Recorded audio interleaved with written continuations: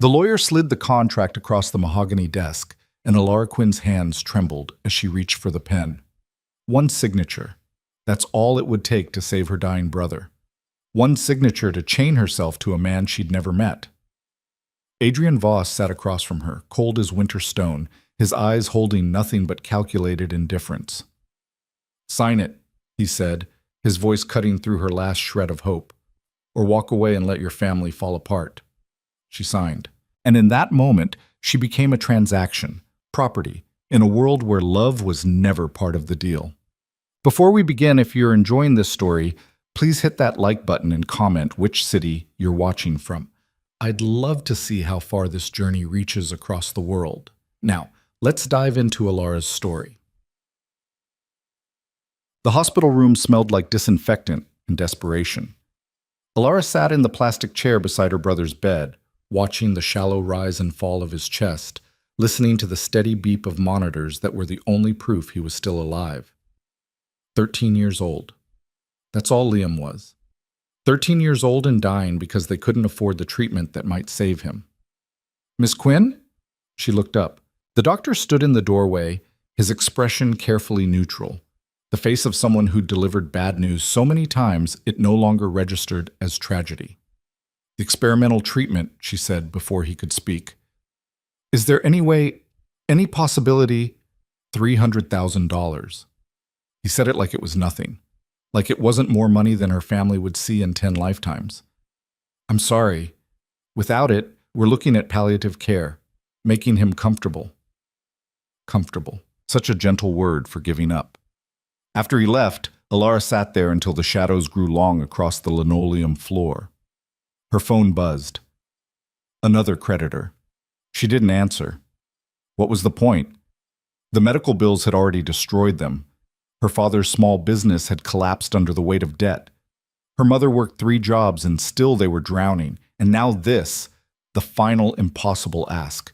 She pressed her forehead to Liam's hand, the one without the IV. His skin was too warm, fever bright. "I'm going to fix this," she whispered. "I promise." She had no idea how, but she'd made the promise anyway. The way you do when someone you love is slipping away and words are all you have left.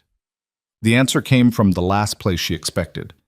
Her father's former business partner, Marcus Chen, showed up at their cramped apartment 2 days later. Alara answered the door in her waitress uniform, about to leave for her evening shift. She barely recognized him. It had been years since the partnership dissolved, years since her father's company went under while Marcus's thrived. "I heard about Liam," he said without preamble. "May I come in?" They sat at the kitchen table, the one with the wobbly leg her father kept meaning to fix. Marcus looked out of place in his expensive suit, surrounded by their poverty. "I have a proposition," he said, "a solution to your family's financial situation." Alara's stomach tightened. Nothing good ever started with those words. "I'm listening." "There's someone, a client of mine, Adrian Voss. He needs a wife." She almost laughed. "I'm sorry, what?" "For appearances.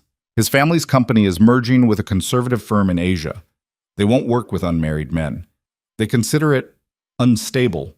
Adrian needs to be married within the month or the deal falls through. And he can't find someone on his own? The whole thing sounded absurd.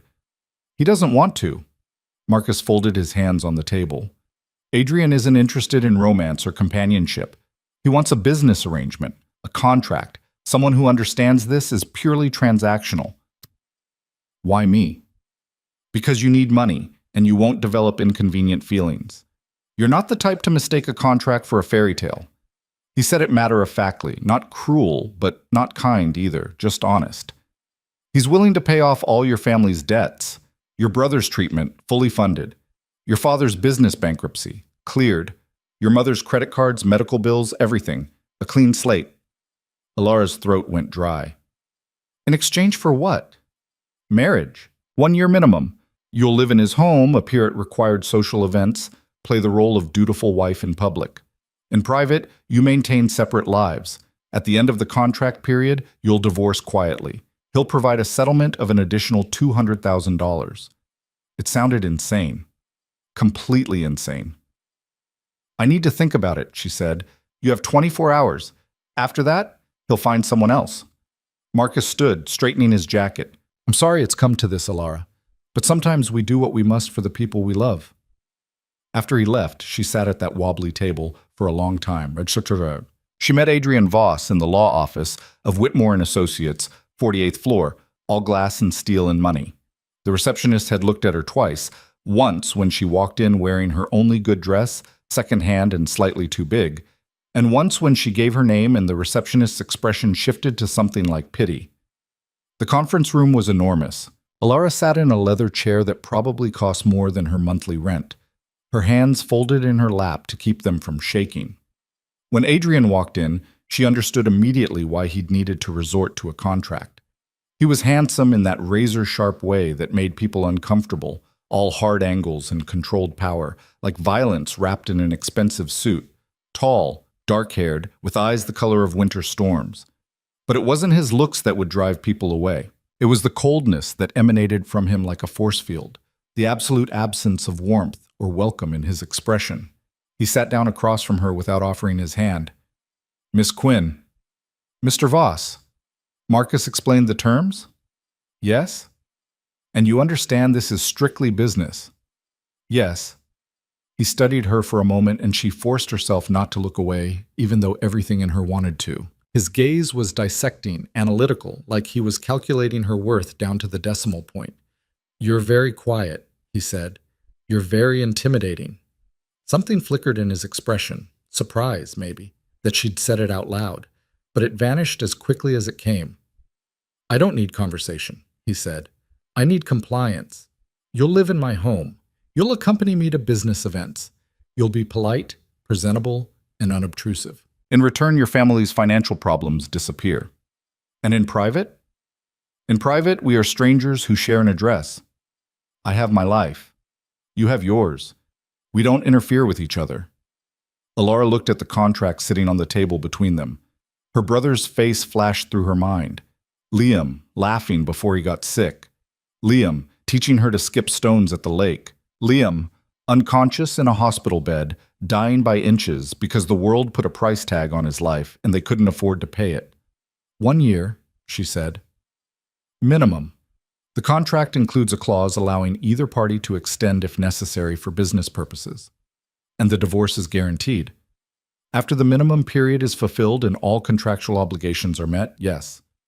She picked up the pen. It was heavy, real gold, probably. Everything in this room cost more than she'd ever owned. There's one thing I need to add, she said. His jaw tightened. This isn't a negotiation. My brother's treatment needs to start immediately, before the wedding. I need your word. For a long moment, he said nothing. Then he took out his phone, typed something, and showed her the screen. An email to his accountant, instructing an immediate transfer of funds to Mercy General Hospital for Liam Quinn's experimental treatment protocol. Done, Adrian said. Now sign. She signed. Her hand didn't shake. She wouldn't let it. Adrian signed below her name, his signature a harsh slash of black ink. Then the lawyer notarized it, and it was done. Legal, binding. She'd just sold herself to save her brother's life. The wedding is in 1 week, Adrian said, standing. My assistant will contact you with details. Pack light. Most of what you own won't be appropriate for where you're going. It should have been an insult. It was just a fact. He left without another word, and Alara sat there in that enormous conference room, staring at her signature on the contract, wondering what she'd just done. The wedding was exactly what she'd expected. Cold, efficient, empty. City Hall. No guests except Marcus and the lawyer as witnesses. Alara wore a simple cream-colored dress she'd bought on sale. Adrian wore a suit that probably cost more than a car. The officiant rushed through the ceremony like he had somewhere else to be, and when he said, "You may kiss the bride," Adrian's lips touched hers for exactly 1 second. A transaction, not a kiss. She was Mrs. Voss now. The thought made her feel like she was wearing someone else's skin. Adrian's penthouse was in the Platinum Tower downtown. The kind of building with a doorman who looked at you like he was calculating whether you belonged there. The private elevator required a key card. Everything was security and silence and money that didn't need to announce itself because it was simply understood. When the elevator doors opened directly into the penthouse, Alara stepped into what felt like a museum. Floor-to-ceiling windows overlooked the city. Everything was white and black and chrome, beautiful in that sterile, untouchable way. No photographs, no personal items, no mess or warmth, or any evidence that a human being actually lived here. "Your room is down the hall," Adrian said, not looking at her. "Second door on the right. Stay out of my study. My bedroom is off limits. The kitchen is fully stocked, though I'm rarely here for meals. Mrs. Chen comes Tuesdays and Fridays to clean. Don't interfere with her work." He rattled off rules like she was an employee, which she supposed she was. "Is there anything else?" she asked quietly. "Don't expect me to entertain you. I work long hours. When I'm home, I value silence and privacy." "I understand." He looked at her then, really looked at her, and something crossed his face that she couldn't read. "This doesn't have to be unpleasant," he said, and it almost sounded like he meant it. "As long as we both remember what this is." "A business arrangement." "Exactly." He disappeared into his study, and Alara was left standing in the cavernous living room, her small suitcase at her feet, wondering how she was supposed to live in a place that felt less like a home and more like a very expensive prison. Her room was beautiful. That was the worst part. It had clearly been designed by a professional, all soft grays and whites, with a bed so large she could have slept sideways, an ensuite bathroom with marble counters and a rainfall shower, a walk-in closet that was currently empty except for her meager belongings that looked pathetic hanging in all that space. She sat on the edge of the bed and called her mother. "Ilara, how is everything?" "It's fine, Mom." "How's Liam?" "They started the treatment this morning." Her mother's voice broke. "I don't know how you did it, baby, but thank you. Thank you." Ilara closed her eyes. "I'm just glad he's getting help." "This man you married, Marcus said he's very wealthy." "Yes." "And he's treating you well?" "Liar, liar." "Yes, Mom, I'm fine." They talked for a few more minutes, her mother's relief palpable even through the phone. When Alara hung up, she sat in the silence of her beautiful prison and tried not to feel like she'd made a terrible mistake. The first week, Adrian was barely there. He left before she woke up and came home after she'd gone to bed. Sometimes she heard him moving around late at night, footsteps in the hallway, the sound of a door closing. Once she woke at 3 in the morning and saw light under his study door. She learned the rhythms of the penthouse, the way sunlight hit the windows in the morning, the hum of the refrigerator, the silence that was so complete it felt like a presence of its own. She also learned things about Adrian, though he never told her directly. He drank his coffee black. He had it delivered every morning at 6:30, always the same order from the same cafe. He read 3 newspapers, physical papers, not digital. He owned exactly 1 photograph, tucked in a drawer of the entryway table where she found it while looking for stamps. A woman with dark hair and a bright smile, her arm around a younger version of Adrian who actually looked happy. She didn't ask about it. It wasn't her business. On Friday night, he came home at a reasonable hour for the first time. Alara was in the kitchen, attempting to cook dinner, something she'd done to feel useful, to fill the crushing silence. "What are you doing?" he asked from the doorway. She jumped, nearly dropping the wooden spoon. "Making dinner. I didn't know if you'd eaten. I eat at the office." "Oh." She turned back to the stove, embarrassed. "I'll just make enough for myself then." Silence. She could feel him watching her. "What are you making?" His tone was different, not warm, but not cold either, just curious. "Pasta primavera, it's nothing fancy." More silence. Then, "I haven't eaten yet." It wasn't quite an acceptance, but it wasn't a rejection either. She made 2 plates. They sat at the dining table, which probably seated 12 but felt enormous with just the 2 of them at opposite ends. Adrian ate mechanically, like food was just fuel, nothing to enjoy. "It's good," he said after a while. "Thank you." "Where did you learn to cook?" "My mother, she's Italian. Well, her grandparents were. She taught me some recipes." He nodded, but didn't say anything else. The silence stretched. Alara searched for something to say, anything to fill the space between them. "Your apartment is beautiful," she tried. "It's a penthouse." "Right, the penthouse. It's very clean." "I value organization." This was excruciating. Every attempt at conversation hit a wall. She gave up and focused on her pasta. But then Adrian said something that surprised her. "You don't have to try so hard." She looked up. He was watching her with those storm gray eyes, his expression unreadable. "What do you mean?" "The small talk, the nervous chatter.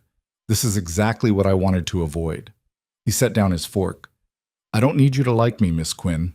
I need you to fulfill your contractual obligations and otherwise stay out of my way." The words stung, even though they shouldn't have. She'd known what this was. "Of course," she said quietly. "I apologize." "And stop apologizing. You haven't done anything wrong." "Sorry." She caught herself. Okay. Something almost like amusement flickered across his face, but it was gone before she could be sure. They finished dinner in silence. Well, the first public event was a charity gala 2 weeks after the wedding. Adrian's assistant, a severe woman named Patricia, had arrived at the penthouse 3 days prior with a stylist and enough designer clothes to fill Ilara's empty closet twice over. "Mr. Voss has specific expectations for these events," Patricia explained while the stylist held up various gowns. "You'll need to appear polished, elegant, and completely devoted to your husband." "Devoted?" Ilara repeated. "Affectionate, attentive. The world needs to believe this marriage is real." Patricia's expression made it clear she knew exactly what this marriage was. "Can you manage that?" Ilara thought about her brother, about the treatment that was working, about the debt that was gone. "Yes." "Good. Try this one." The dress was deep emerald green, silk that moved like water. When Ilara put it on, she barely recognized herself in the mirror. The stylist did her hair and makeup, transforming her from invisible to elegant. "You'll do," Patricia said, which apparently passed for a compliment. On the night of the gala, Adrian knocked on her bedroom door.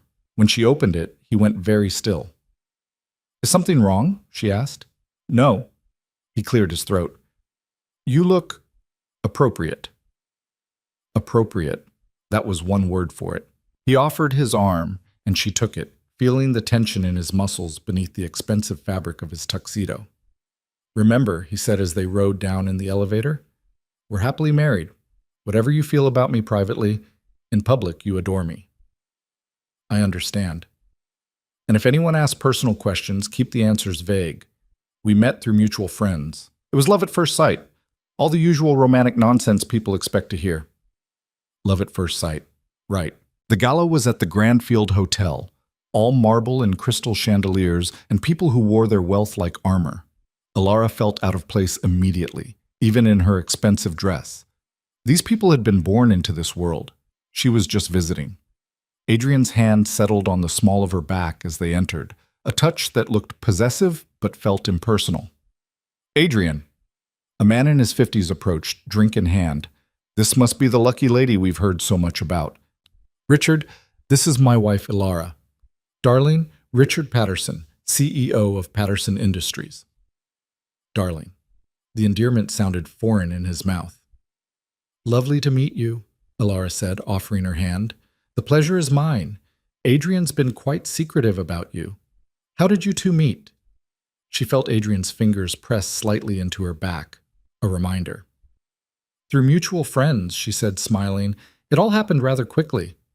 "Love often does," Richard said, winking. "You've tamed our infamous bachelor. Well done." Tamed, she resisted the urge to laugh at the absurdity. They moved through the crowd, Adrian introducing her to business associates, investors, people whose names she'd forget immediately. Everyone seemed charmed by the story of their whirlwind romance. No one suspected the truth. She was good at this, she realized. Good at smiling and nodding and playing the part of the devoted wife. Maybe because she'd spent her whole life making herself invisible. And this was just another form of disappearing, becoming whoever people expected her to be. "You're doing well," Adrian murmured during a brief moment when they were alone at their table. "Thank you." "I mean it. You're a better actress than I expected." She didn't know if that was a compliment or an insult. Later, when the orchestra started playing, Adrian stood and offered his hand. "We should dance. People will expect it." Her heart hammered. "I'm not very good at dancing. Just follow my lead." On the dance floor, he pulled her close, closer than they'd ever been. His hand on her waist, her hand in his. This close, she could smell his cologne, something expensive and woodsy. This close, she could see that his eyes weren't just gray. They had flecks of blue, like storm clouds with breaks of sky. "Relax," he said. "You're stiff." "I'm nervous." "Why?" "Because everyone's watching us." "Let them watch. They see what we want them to see." But as they moved across the floor, something shifted. His hand tightened slightly on her waist. His gaze dropped to her face and stayed there. For just a moment, just one brief, impossible moment, it felt real. Then the song ended, and he stepped back immediately, the distance returning like a wall slamming down. "I need to speak with some investors," he said. "Mingle. I'll find you when it's time to leave." He disappeared into the crowd, and Alara was alone again.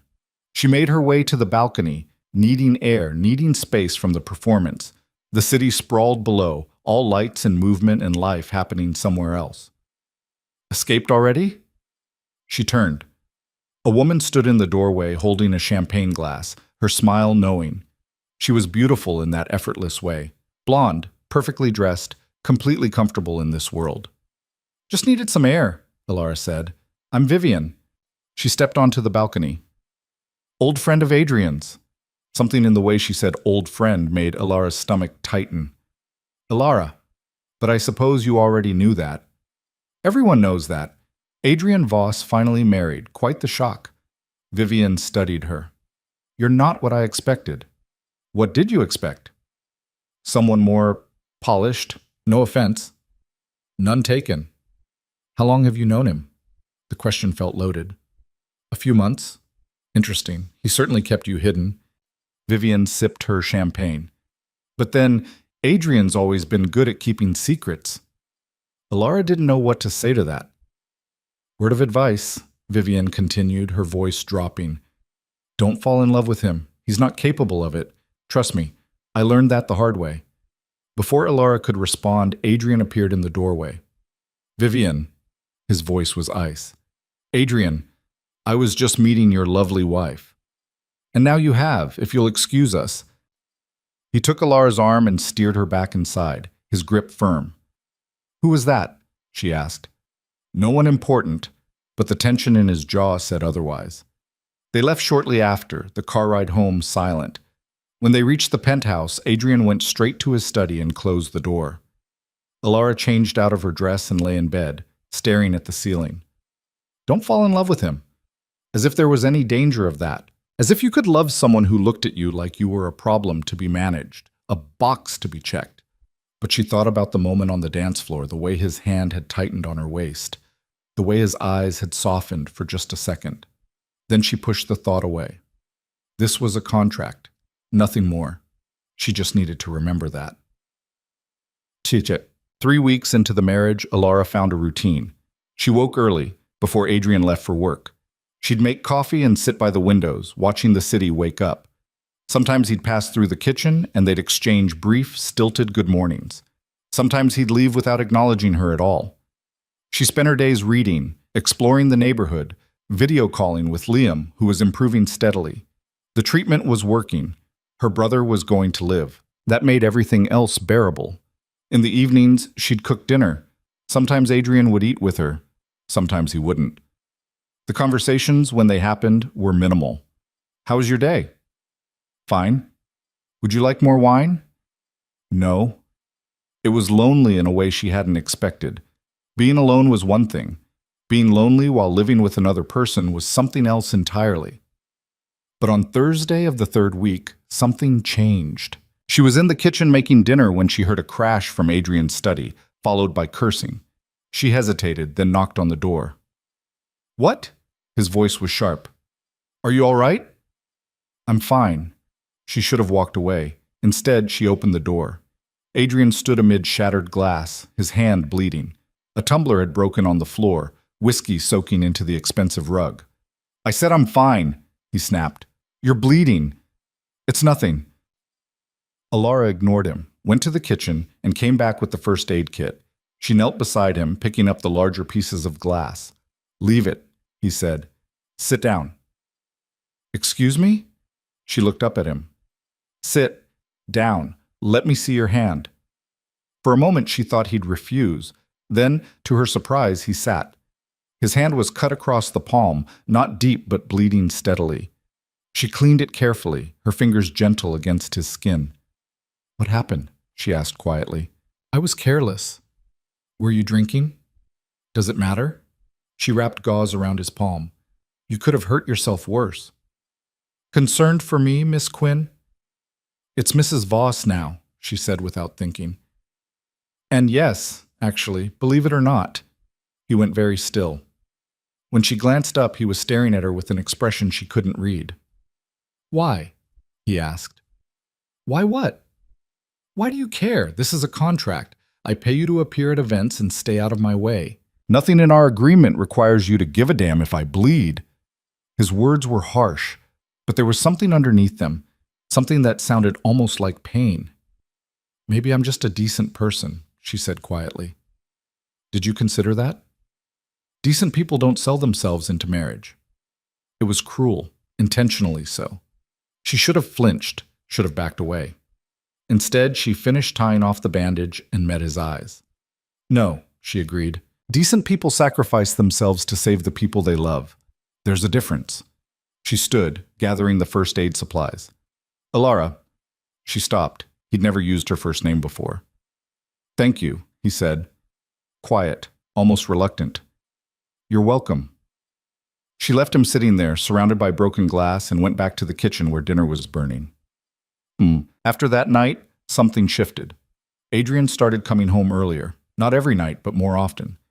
He'd eat dinner with her, and the silences became less oppressive. He asked about her day. She asked about his work. The conversations were still surface level, still careful, but they were conversations. One evening, she found him in the living room, standing by the windows, lost in thought. "Penny for your thoughts?" she said. He glanced at her. "That's a terrible exchange rate." "Inflation." The corner of his mouth twitched. Was that almost a smile? "The merger's going through," he said. "The one I needed the marriage for." "That's good, isn't it?" "Yes." But he didn't sound happy about it. "Then why do you look like you're going to a funeral?" He was quiet for a long moment, then, "Because it means I've accomplished what I set out to do. And I'm not sure what comes next." It was the most honest thing he'd ever said to her. "Maybe that's not such a bad thing," Ilara offered. "Not knowing what comes next? Maybe it means you get to decide instead of just following the plan." He looked at her, really looked at her, and she felt something stir in her chest, something dangerous and entirely unwelcome. "You're an optimist," he said. "Someone has to be." "Why?" "The world doesn't reward optimism." "Maybe not, but cynicism is exhausting." He laughed, actually laughed. It was brief, barely there, but real. "Fair point." They stood there in comfortable silence, watching the city lights, and for the first time since she'd signed that contract, Alara didn't feel quite so alone. So, the package arrived on a Tuesday. Alara was home alone when the doorman called up. "Delivery for Mrs. Voss."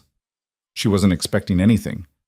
When she opened the door, the delivery man handed her a long white box tied with ribbon. Inside were white roses, a dozen of them, perfect and pristine. No card. She set them on the kitchen counter, confused. Wrong address, maybe? She texted Adrian to ask if he was expecting flowers. His response came quickly. "They're for you." Her heart did something complicated in her chest. Why? 3 dots appeared, then disappeared.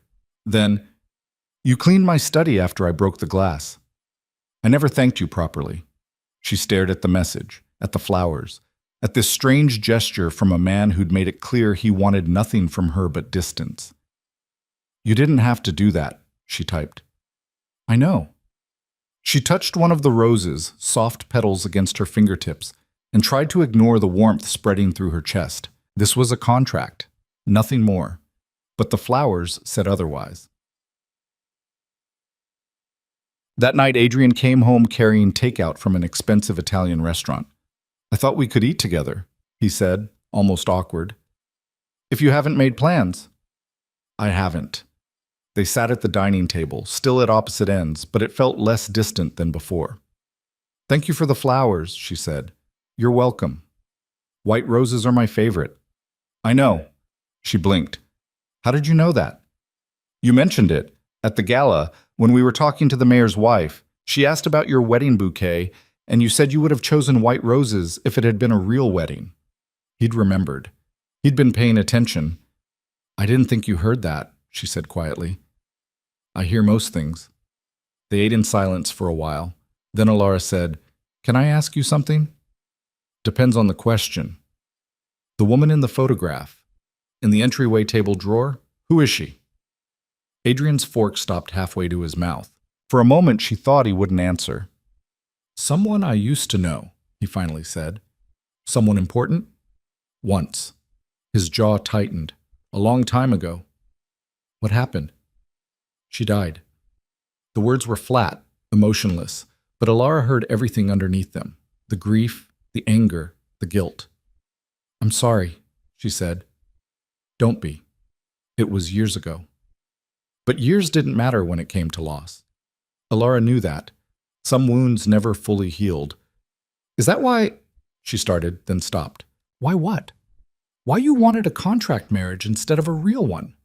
He set down his fork. Among other reasons. You don't think you'll ever want something real? I think real is overrated. People confuse chemistry for compatibility, passion for commitment. They build their lives on feelings that fade, and then they're surprised when everything falls apart. That's incredibly cynical. It's realistic. It's sad. His eyes flashed. You think I'm sad?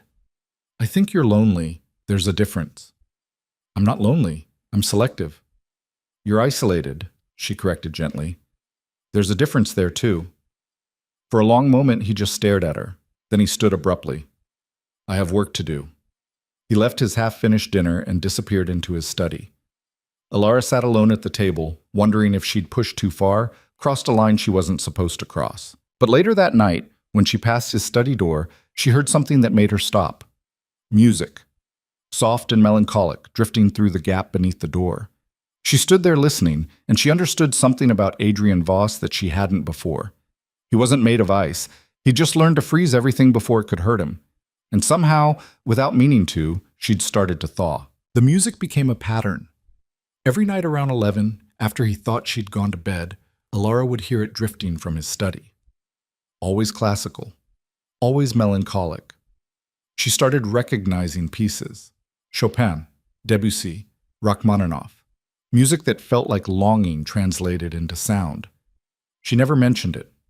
Some things weren't meant to be acknowledged, but she started leaving her door open just a crack, listening in the dark, wondering what memories those songs conjured for him, wondering about the woman in the photograph, about the life Adrian had lived before he'd built these walls around himself. By the end of their second month living together, they'd developed an unspoken rhythm. Adrian would come home around 7. They'd eat dinner together more often than not. The conversations remained surface level, but they were easier now, less forced. He asked about her brother one evening, surprising her. How's Liam doing? Better. The doctors are cautiously optimistic. She set down her wine glass. He's responding to the treatment better than they expected. That's good. It's because of you. The treatment, I mean. None of this would be possible without... Don't! His voice was sharp. Don't make me into something I'm not. I wasn't trying to... I'm not a hero, Alara. I made a business transaction. You needed money, I needed a wife. That's all this is. The words stung more than they should have. She'd been thinking the same thing for weeks, but hearing him say it so bluntly felt like a slap. Of course, she said quietly. I apologize for overstepping. He looked like he wanted to say something else, but instead he stood abruptly. I have calls to make. After he left, Alara sat alone at the table, the half-eaten meal between them, feeling like evidence of something that wasn't quite working. She was starting to see cracks in his armor, starting to understand that beneath all that ice was someone hurting. But every time she got close, he'd retreat. She couldn't figure out if he was protecting himself or protecting her. Maybe both. That night, there was no music from his study. Just silence, heavy and complete. The next morning, she found another bouquet of white roses on the kitchen counter. No note, no explanation. Just flowers, like an apology he couldn't speak out loud. She pressed her fingers to one of the petals and tried not to feel anything at all. The second gala came 3 weeks later. This one was bigger, a fundraiser for children's hospitals, black tie, 500 guests. Patricia had delivered another designer gown. This one, midnight blue with a plunging back. Mr. Voss specifically requested this one, Patricia said, which surprised Alara. She didn't think Adrian noticed what she wore, but when she emerged from her room that evening, he stopped mid-step in the hallway. His eyes traveled over her slowly, something unguarded flickering across his face before the mask slammed back into place. "You look presentable," he said. "You already used that word last time." "Then you look acceptable." "Still not a compliment." "Fine. You look beautiful." "Better?" The word sounded almost angry, like he resented having to say it. But he'd said it. In the car, he was tense, his jaw tight, his hands restless. "Are you all right?" she asked. "Why wouldn't I be? You seem on edge." "I'm always on edge before these things." "Why?" He glanced at her. "Because I have to pretend to be someone I'm not for 4 hours. It's exhausting." "You mean you have to pretend to be happy?" "Among other things." She wanted to ask what other things, but they'd arrived at the venue. The moment the car door opened, Adrian's entire demeanor shifted. The tension melted away, replaced by smooth confidence. He helped her out, his hand warm on hers, and smiled at the photographers like he'd been smiling all day. It was remarkable, really. The transformation. Like watching someone put on a costume. Inside, he was charm itself, introducing her to people whose names she'd never remember, his hand never leaving the small of her back, playing the role of devoted husband so convincingly that even she almost believed it. "You two are absolutely radiant," an older woman gushed. "How long have you been married now?" 2 months, Adrian said, pulling Alara closer, though it feels like no time at all. "Young love," the woman sighed. "Treasure it." After she walked away, Alara murmured, "You're a very good liar." "It's not lying, it's acting." "What's the difference?" "Lying is malicious. Acting is survival." Before she could respond, someone called Adrian's name. He excused himself, leaving her alone in a crowd of strangers. She made her way to the bar, ordered a glass of wine, and tried to look like she belonged there. "Mrs. Voss?" She turned. A man stood beside her, mid-40s, expensive suit, familiar in a way that made her uncomfortable, though she couldn't place why. "I don't believe we've met," she said carefully. "Marcus Chen didn't mention me?" He smiled, but it didn't reach his eyes. "I'm James Voss, Adrian's father." Everything in her went cold. Adrian had never mentioned his father. She'd assumed they weren't close, but the way this man was looking at her suggested something darker than simple estrangement. "It's nice to meet you," she managed. "Is it?" He sipped his drink. "I doubt that. I imagine my son has said nothing flattering about me." "He hasn't said anything at all, actually." "How typical. Adrian's always been talented at pretending inconvenient people don't exist." James studied her like she was a specimen under glass. "You're not what I expected." "So I've been told." "I expected someone more calculating, someone who'd pursued him deliberately. But you seem rather ordinary." The insult was delivered casually, like he was commenting on the weather. "I'm sorry to disappoint," Alara said, her voice tight. "Oh, you don't disappoint me. You disappoint my expectations for my son. I raised him to be strategic, to marry someone who could elevate the Voss name. Instead, he chooses—" He gestured vaguely at her. "Well, you." Something hot flared in her chest. "I think this conversation is over." "Is it?" James moved closer. "Here's something you should know about Adrian, Mrs. Voss. He doesn't love. He doesn't attach. He uses people until they're no longer useful, and then he discards them. Whatever you think is happening between you two, you're wrong. You're a means to an end, and when that end is achieved, you'll be gone." "Why are you telling me this?" "Because I like you." His smile was cold. "You seem sweet, naive, and I'd hate to see my son destroy you the way he destroys everything he touches." Before she could respond, Adrian appeared at her elbow.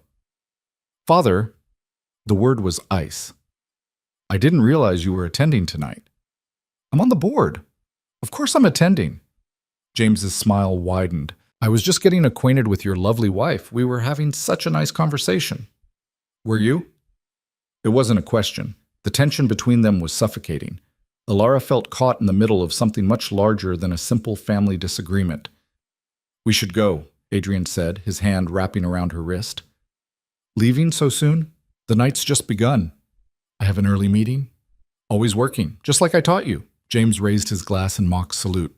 "Lovely to meet you, Ilara. I'm sure we'll see each other again." Adrian pulled her away before she could respond, his grip tight enough to hurt. They didn't speak until they were in the car, the city lights blurring past the windows. "What did he say to you?" Adrian's voice was dangerous. "Nothing important. Don't lie to me."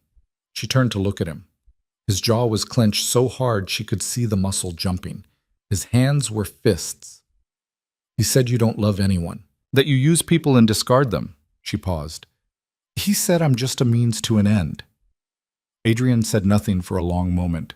Then, "He's not wrong." The admission hurt more than it should have. "Is that really what you think?" she asked quietly. "It's what I know. It's what he taught me. That's a horrible way to live. It's safe. It's lonely." He turned to her then, his eyes blazing. "You don't know anything about me. You don't know what I've been through, what I've lost. You think you can fix me with your optimism and your white roses and your home-cooked meals, but you can't. I'm not broken, Alara. I'm built this way." "I don't think you're broken," she said. "I think you're scared." "Of what?"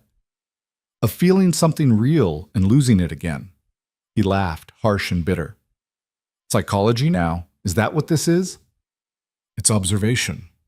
"Well, observe this." He leaned closer, his voice dropping. "Whatever you think you see in me, it's not real.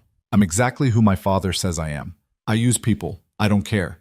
And when our contract is up, you'll leave and I'll feel nothing. Understand?" She should have flinched, should have looked away. Instead, she held his gaze. "I don't believe you." "Then you're a fool."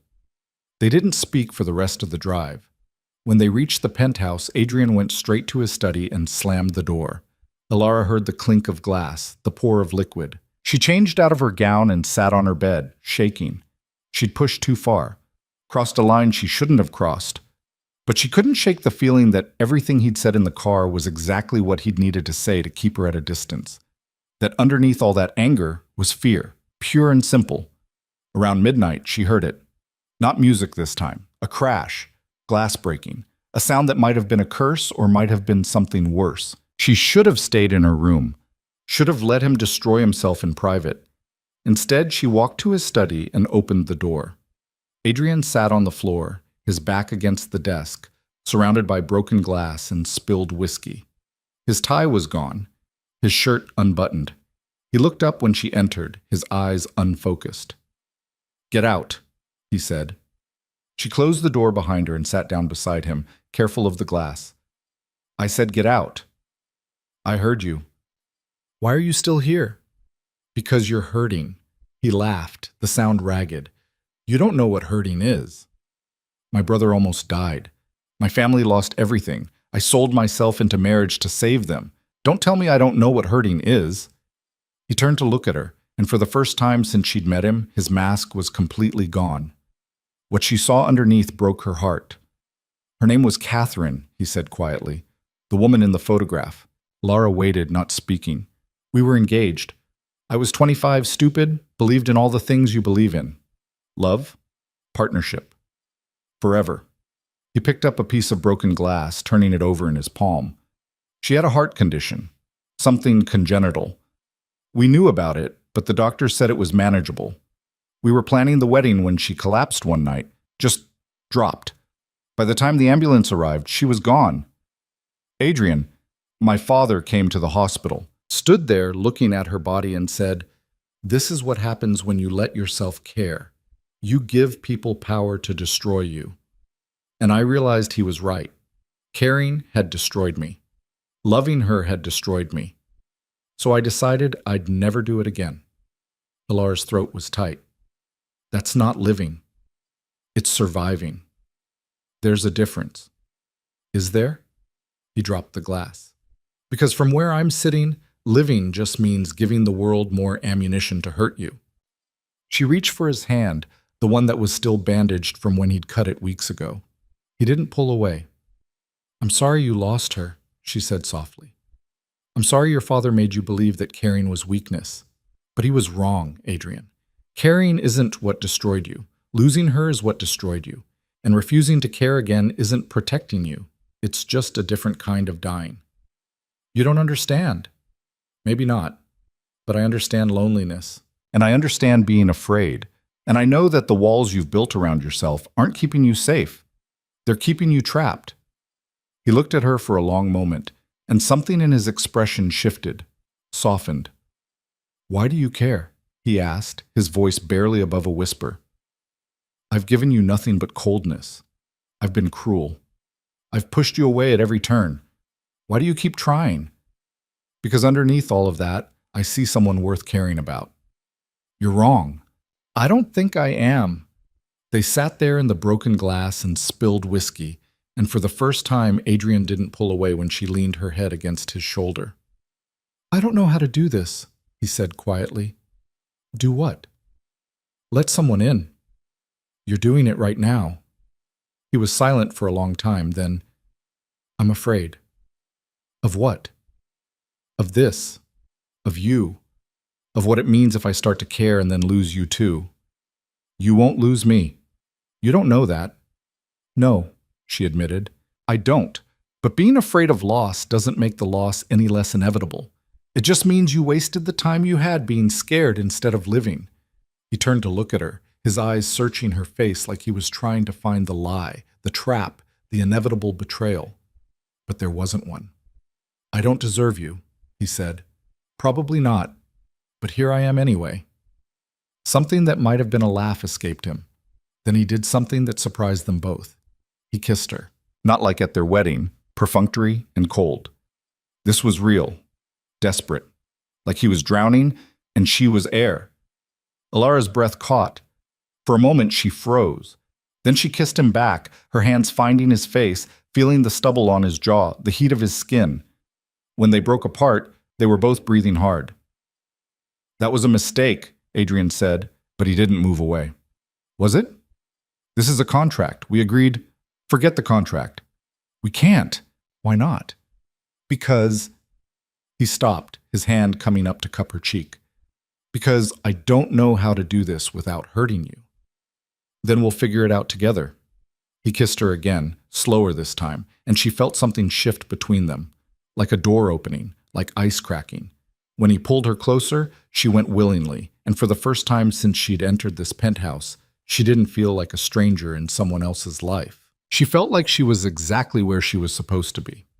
They stayed on the floor of his study until the early hours of the morning, talking in quiet voices about everything and nothing. He told her about Catherine, about the guilt he carried, about the way his father had shaped him into something hard and unfeeling. She told him about her family, about the weight of responsibility, about feeling invisible her entire life. You're not invisible, he said. I see you. Do you? Every day. You think I don't notice, but I do.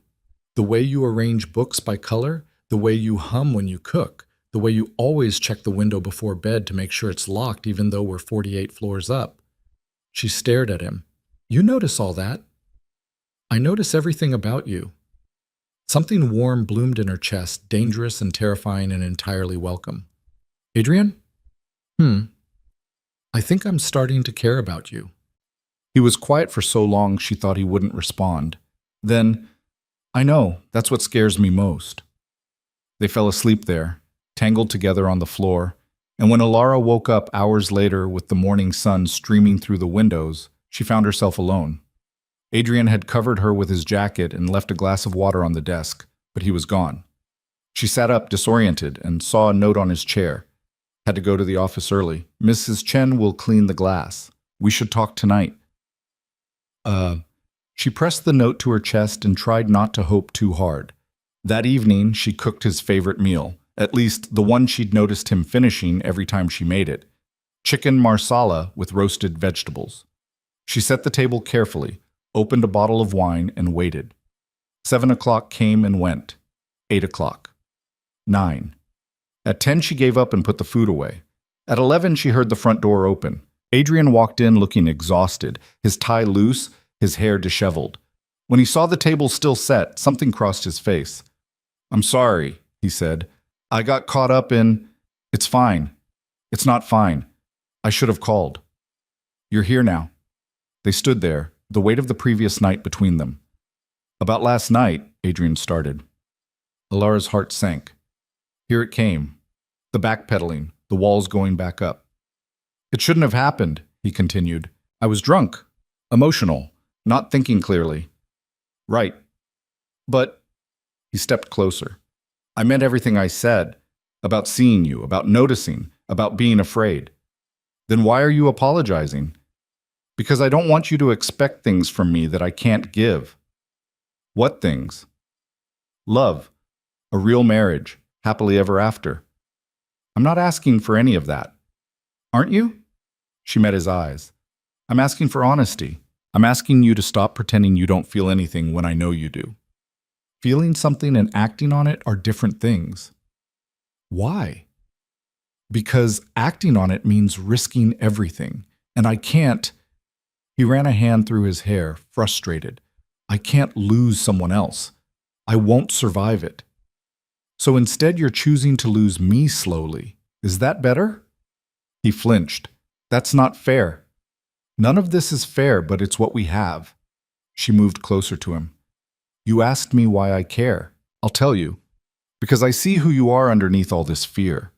I see someone kind and broken and trying so hard not to be hurt again that he's forgotten how to live. And I care because someone should. Because you deserve to be cared about, even if you don't believe it." "Alara, I'm not asking you to love me. I'm asking you to stop punishing yourself for loving someone who died. Because she wouldn't want this for you, this half-life, this cold existence." Tears were streaming down her face now, and she didn't bother wiping them away. Adrian looked at her like she'd broken something inside him. Then he crossed the space between them and pulled her into his arms. "I don't know how to do this," he whispered into her hair. "We'll figure it out. What if I hurt you? What if you don't?" He pulled back just enough to look at her face. Then he kissed her, gentle this time, like she was something precious that might break. When they separated, he rested his forehead against hers. "This is terrifying," he said. "I know. I'm probably going to mess this up." "Probably. And you still want to try?" "Yes." He kissed her again, and this time when he pulled her close, it felt less like desperation and more like surrender. That night things changed between them. The walls didn't come down all at once. Adrian was too practiced at protecting himself for that. But they started to crack. He started coming home earlier, started asking about her day and actually listening to the answers, started eating dinner with her every night instead of hiding in his study. The white roses appeared more frequently, sometimes with notes now. Simple things. "Thought of you," or "These reminded me of your smile." She started finding books on the coffee table, novels he'd picked up because she'd mentioned liking the author. Coffee from her favorite cafe waiting for her in the morning. Small gestures that said what he couldn't yet say out loud. They still slept in separate rooms, but the distance between those rooms felt less absolute. One evening, she found him in the living room, standing by the windows like she'd found him that first time. "What are you thinking about?" she asked. "You?" The admission was so simple, so honest, that it stole her breath. "What about me?" He turned to face her. "How you've changed everything. This place used to be just somewhere I slept. Now when I think about coming home, I think about you being here. And that's..." He trailed off. "Scary? Terrifying." She walked over to him, slipped her hand into his. "For what it's worth, I'm terrified too." "Why? You're not the one who's forgotten how to feel." "No. But I'm the one falling for someone who might never fall back." His hand tightened on hers. "Alara, you don't have to say anything. I just wanted you to know." They stood there in the city lights, and something passed between them. An understanding, maybe. An acknowledgement that whatever this was becoming, there was no going back. Later that night, she heard the music again. But this time, it wasn't melancholic. It was Vivaldi. Spring. Something hopeful. She fell asleep smiling. The shift in their relationship didn't go unnoticed. Patricia commented on it when she came by with details for an upcoming business dinner. "You two seem different," she said carefully. "Different how?" More natural, less like you're acting. Patricia studied her. Be careful, Mrs. Voss. Of what? Of forgetting this is temporary. Contracts end. Feelings don't, not always. And I've seen what happens when people confuse the two. After she left, Ilara sat with those words. Temporary, right. This was always meant to be temporary, but it was starting to feel permanent. That scared her more than anything. The warning from Patricia stayed with Ilara like a bruise she kept pressing on. She tried to ignore it, tried to focus on the small victories. Adrian smiling more, the conversations that lasted past dinner, the way he'd started reaching for her hand without thinking about it first. But in quiet moments, usually late at night when she couldn't sleep, the truth would settle over her like cold water. This was temporary. She'd signed a contract that said so in black and white. The problem was, her heart hadn't read the fine print. 3 months into the marriage, Liam was declared in remission. Her mother called sobbing with relief, and Ilara sat on her bedroom floor crying too, overwhelmed by gratitude and guilt in equal measure. Her brother was alive because she'd sold herself. Some days that felt noble. Other days it felt like she'd traded one kind of prison for another. Except this prison had started to feel like home. Adrian found her still sitting there an hour later, her phone clutched in her hand, tears drying on her face. What's wrong? He was beside her immediately, his hand on her shoulder. Is it Liam? He's in remission. Adrian went very still. That's incredible news. I know. Then why are you crying? She looked up at him, this man who'd bought her like a commodity and somehow become the person she thought about first thing every morning. Because I keep forgetting this isn't real, and then something like this happens, and I remember what it cost to get here. Understanding crossed his face. He sat down beside her, close enough that their shoulders touched. Do you regret it? He asked quietly. No. Yes. I don't know. She wiped her eyes. I regret that it was necessary. I don't regret that Liam's alive. And the rest of it? She knew what he was really asking. Did she regret him? No, she said. I don't regret the rest of it. His hand found hers, fingers interlacing. They sat there in silence, and Ilara tried not to think about how many days they had left before the contract's minimum term was up. Tried not to count down to the moment when he could walk away and she'd have no reason to stay. I need to tell you something, Adrian said after a while. Her stomach dropped. Okay. My father's been calling. He wants to have dinner. All three of us. Why? I don't know. Probably to intimidate you some more. He's good at that. Adrian's jaw tightened. We don't have to go. Will it cause problems if we don't? Probably. She squeezed his hand. Then we'll go. He looked at her like she'd just volunteered to walk into a fire. You don't know what you're agreeing to. So tell me. He was quiet for a long moment, his thumb tracing circles on the back of her hand. My father is the reason I am the way I am. Cold. Controlling. He raised me to believe that emotions were weaknesses to be eliminated. That love was a liability. When Catherine died, he saw it as proof that he'd been right all along. He sounds like a terrible person. He's brilliant and ruthless and completely devoid of empathy. And for most of my life, I wanted nothing more than to make him proud. Adrian's voice was bitter. Pathetic, right? Human. He glanced at her. You always do that. Do what? Make me feel less broken than I am. You're not broken, Adrian. You're just hurt. Same thing. It's really not.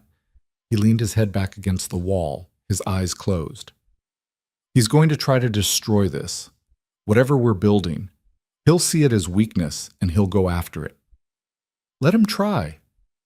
You say that now. I mean it. She shifted to face him. I'm not afraid of your father. You should be. Well, I'm not. And I'm not going anywhere. He opened his eyes, searching her face. You can't promise that. Why not? Because we have a contract, an end date. When the year is up, the contract has an extension clause, she reminded him. Either party can choose to extend. For business purposes. Does it specifically say it has to be only for business purposes? He blinked. I don't remember. Maybe we should check.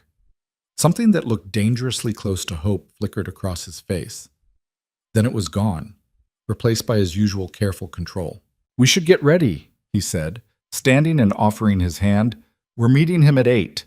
But his hand stayed in hers longer than necessary, and when he looked at her, there was something in his eyes that made her chest ache.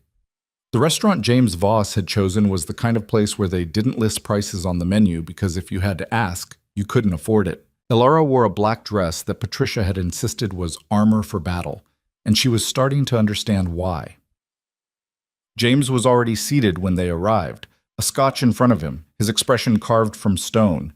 He stood when they approached, but the gesture felt perfunctory rather than polite. "Adrian. Elara." He nodded at them. "Please, sit." The meal started civil enough. James asked about the business, about the merger that had finalized successfully. Adrian answered in clipped sentences, his hand occasionally finding Elara's under the table, like he was checking to make sure she was still there. It wasn't until dessert arrived that James showed his teeth. "I've been hearing interesting things," he said, swirling his scotch. "Rumors, really, about you two." "What kind of rumors?" Adrian's voice was carefully neutral. "That this marriage might not be as strategic as I was led to believe." Elara felt Adrian tense beside her. "I don't know what you're talking about," Adrian said. "Don't you?" James leaned back, his eyes moving between them.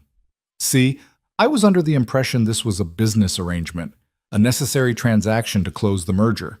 But my sources tell me you've been playing house, coming home early, eating dinner together like a real married couple." He smiled, sharp as a knife. "Getting attached." "Your sources need better hobbies," Elara said before she could stop herself. James's attention swung to her. "Speak when spoken to, dear." "She can speak whenever she wants," Adrian said, his voice hard. "Can she?" "That's new for you, letting someone have a voice." "What do you want, Father?" "I want to make sure you remember what this is. A tool, a means to an end, nothing more." "You've made your position clear." "Have I? Because from where I'm sitting, it looks like you're repeating old mistakes." James's eyes were cruel. "Catherine destroyed you. Are you really going to let this girl do the same?" Adrian's hand clenched around his glass so hard Elara thought it might shatter. "Don't," Adrian said, his voice deadly quiet. "Don't bring her into this."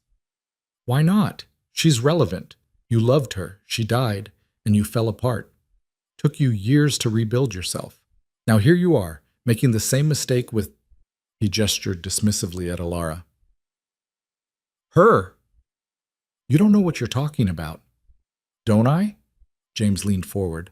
"You think I haven't noticed the change in you? You're softer, distracted, weak, and all because you've developed feelings for a woman you bought like a piece of furniture." Elara flinched. The words hit exactly where they were meant to. "That's enough," Adrian said, standing abruptly. "We're leaving. Sit down." "No. I said sit down." James's voice cracked like a whip. "We're not finished." "Yes, we are." Adrian threw money on the table. Too much, probably, but he clearly didn't care. "Stay the hell away from us. From her. I mean it." He grabbed Elara's hand and pulled her toward the exit. Behind them, James called out, "She'll destroy you, Adrian, just like the last one did. And when she's gone, don't come crying to me." In the car, Adrian was silent. His jaw was locked, his knuckles white on the steering wheel. Elara wanted to say something, anything, but every word felt inadequate. When they got back to the penthouse, he went straight to his study. Elara stood in the hallway, listening to the sound of drawers slamming, papers being thrown, the crash of something breaking. She gave him 10 minutes. Then she opened the door. Adrian stood at the window, his back to her, his shoulders rigid with tension. "I told you he'd try to destroy this," he said without turning around.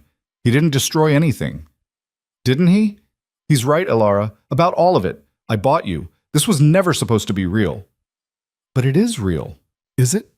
He spun to face her. "Or are you just good at pretending, at playing the part you were paid to play?" The accusation stung.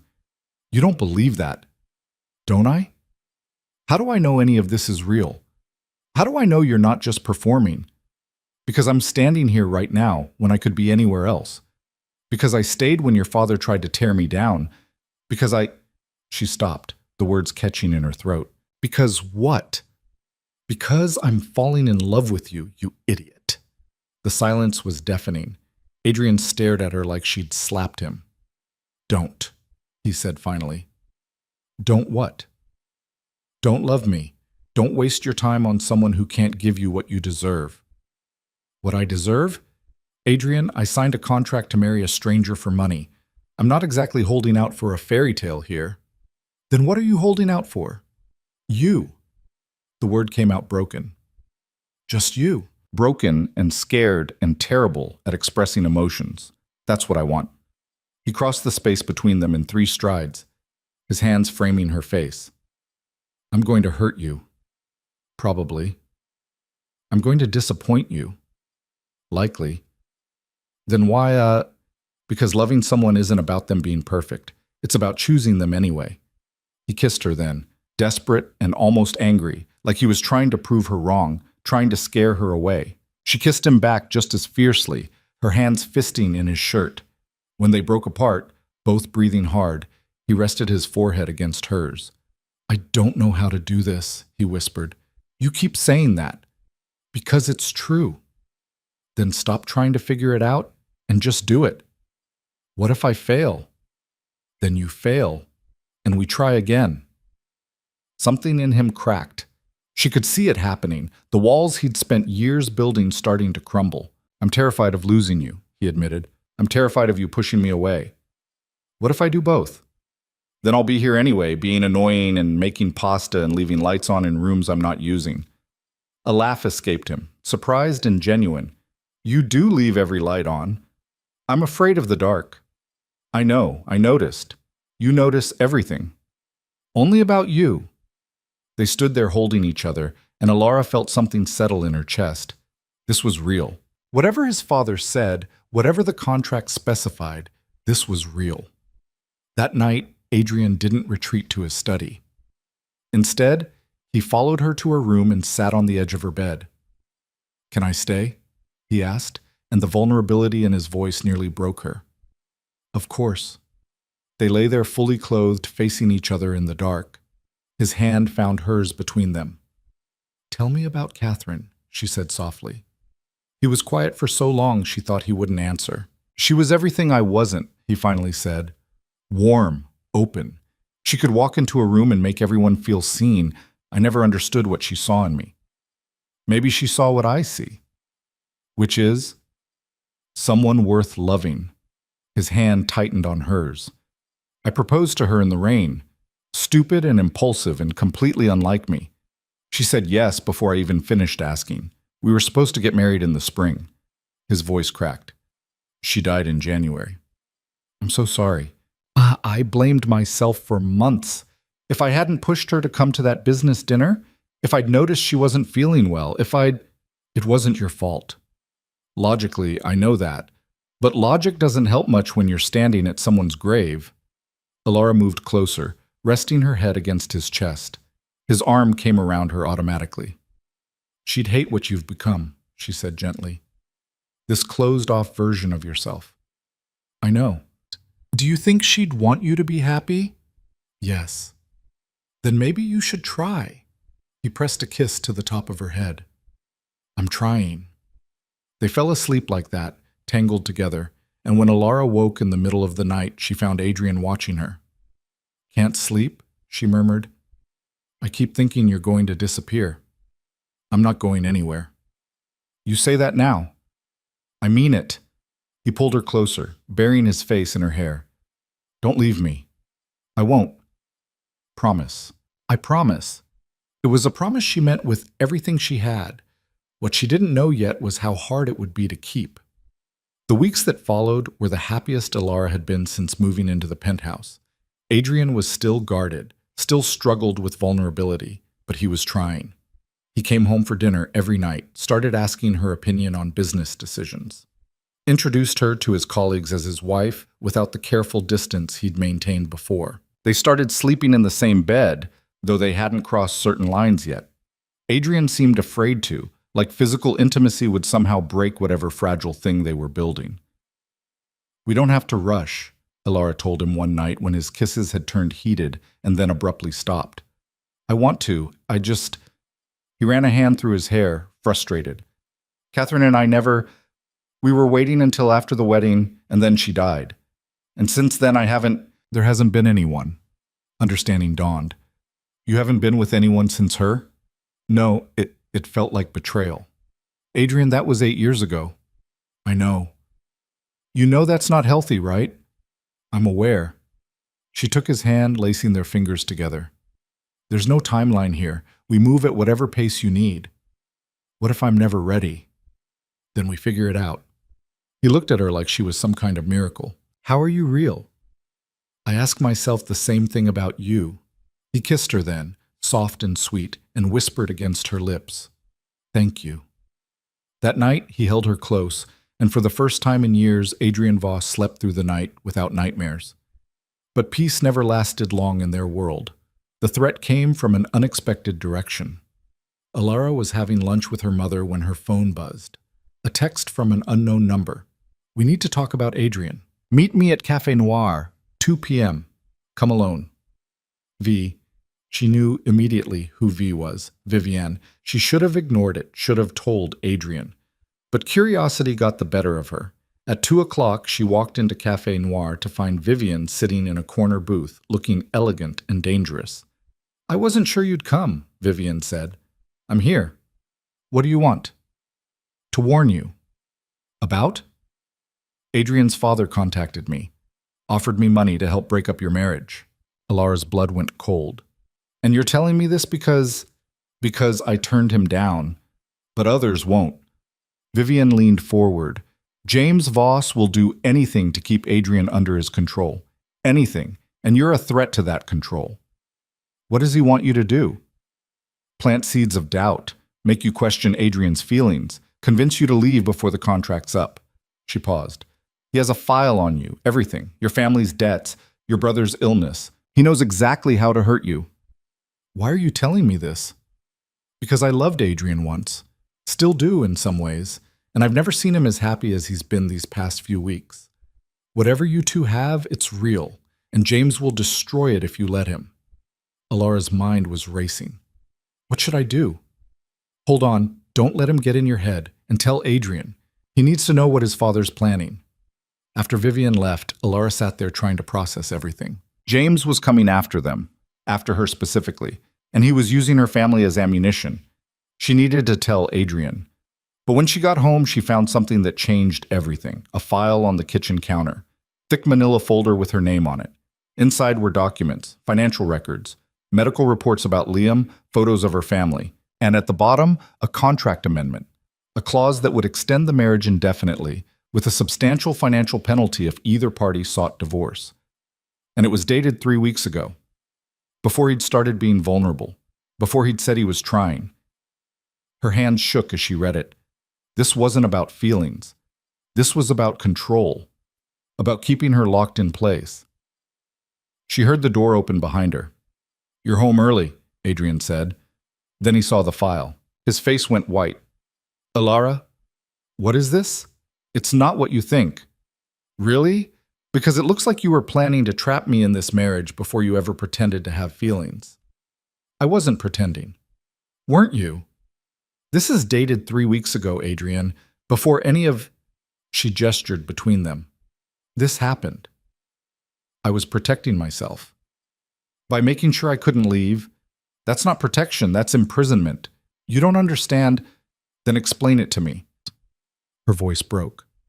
Explain why you do this after everything you said about not being your father, about trying to be better. He looked stricken. I was scared.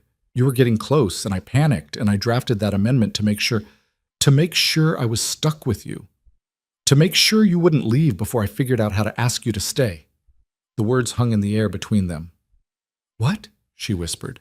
I drafted it because I was falling for you, and I didn't know how to tell you. Because every defense mechanism I have was screaming at me to lock you down, to make sure you couldn't walk away. He ran his hands through his hair. I know how it looks. I know it's controlling and manipulative and exactly what my father would do. But I swear to you, I never filed it. I couldn't. Because you were right about all of it. That's not love. That's fear. She looked down at the document again, unsigned. unfiled. Where did this come from? She asked. I don't know. It should be in my safe. Understanding crashed over them both at the same time. Your father, she said. Adrian's face went dark. He has people everywhere, keys to places he shouldn't have access to. He moved toward her. Alara, I swear to you I was never going to use this. I wrote it in a moment of panic, and then I couldn't bring myself to destroy it because part of me was still so terrified you'd leave. You should have told me. I know. I was going to. I just didn't know how. She wanted to believe him. Every part of her wanted to believe him. How do I know this isn't just another manipulation? She asked, hating how small her voice sounded. You don't. He stopped a few feet away from her. You can't. That's what makes trust so terrifying. You have to take a leap of faith. Your father said you use people and discard them. He's right. I did. For years, that's exactly what I did. And now I'm trying to be someone different, someone worthy of you. He took a breath. But I can't prove that with words. I can only prove it with time, with choices, and I understand if you don't want to give me that chance. Alara looked at the file, at the man standing before her, at the crossroads she'd reached. She could leave. The contract had a minimum term that was almost up. She could walk away, take the settlement money, go back to her life. Or she could stay. She could choose to believe that people could change, that love could heal instead of hurt. It was the hardest decision she'd ever had to make. And she made it. She picked up the file and walked to the kitchen sink. Adrian watched, confusion crossing his face as she turned on the gas stove. What are you doing? Alara held the document over the flame. The corner caught, orange fire eating through the paper, turning his panic and her potential prison into ash. Making a choice, she said. The file burned in the sink, smoke curling up toward the ceiling. Adrian stared at the flames like he couldn't quite believe what he was seeing. You're staying. His voice was barely above a whisper. I'm staying, but we need new rules. Okay. No more secrets, no more drafting contracts behind my back. Even if you're scared, we talk about everything, even the ugly stuff. Agreed. And you need to cut your father out of your life, completely. He's toxic, Adrian. He's going to keep doing this until one of us breaks. Adrian's jaw tightened. He's still my father. He's a manipulator who's trying to destroy the first real thing you've had in years. Being related to someone doesn't give them the right to hurt you. She watched him struggle with it, years of conditioning warring with what he knew was true. Finally, he nodded. You're right. I'll handle it. We'll handle it, together. He crossed the space between them then, pulling her into his arms. She felt him shaking. I thought I'd lost you, he said into her hair. You almost did. I know, and I'm sorry. I'm so sorry. She pulled back to look at him. Stop apologizing and start proving it. How? By being honest. By letting me in. By trusting that I'm not going to disappear the moment things get hard. Things are already hard. Then it's a good thing I'm stubborn. He almost smiled. Then his expression turned serious. There's something else you should know. About my father. What? He didn't just break into my safe. He's been having you followed. Her blood went cold. What? I found out this morning. Private investigator. He's been documenting everywhere you go, everyone you talk to, building a file to use against you if he needs to. That's insane. That's James Voss. He doesn't fight fair. He finds your weakness and he exploits it until you break. What's my weakness supposed to be? Your family. Liam, specifically. Adrian's expression darkened. He knows about the treatment, about how fragile Liam's recovery is. He's threatened to... He stopped, his jaw clenching. To what? To pull funding for Liam's ongoing care if you don't leave me. The room tilted. Alara grabbed the counter to steady herself. He can't do that. The money's already been paid. For the initial treatment, yes, but there's follow-up care. Years of it. Monitoring, medication, checkups. All expensive. All necessary to keep him in remission. Adrian looked physically ill. He's offering to cover all of it. Put it in a trust. Guarantee Liam's health for the rest of his life. All you have to do is divorce me and disappear. And if I don't? Then he makes sure your family loses everything again. The business your father was trying to rebuild. Your mother's job. He has connections there. He'll systematically destroy them until you have no choice. Alara felt like she couldn't breathe. When did you find this out?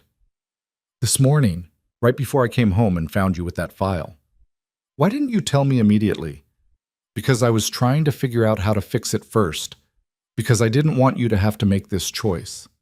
What choice? There is no choice. I can't let him hurt my family. No. Adrian's voice was firm. You're not leaving. Adrian, I won't let him do this. I won't let him use your family as leverage. How are you going to stop him? He's your father. He controls half the business world. Then I'll burn it all down if I have to. The intensity in his eyes was almost frightening. I will not lose you because of him. I won't. You're talking about destroying your own company. I'm talking about choosing what matters. He cupped her face in his hands. You matter. More than the business, more than my father's approval, more than any of it. You don't mean that. I've never meant anything more in my life.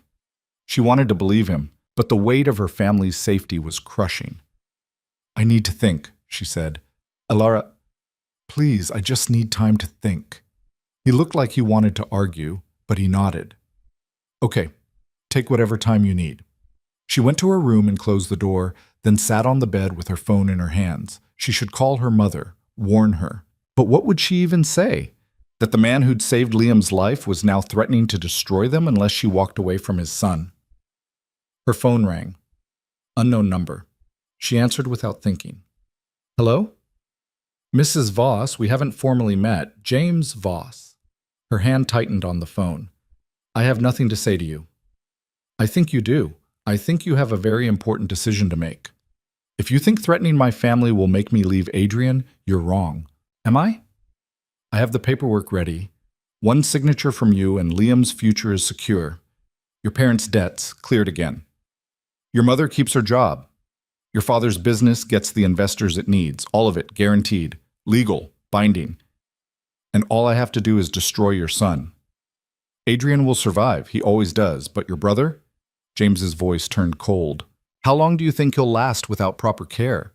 How long before the cancer comes back and you're watching him die, knowing you could have prevented it? Tears burned her eyes. You're a monster.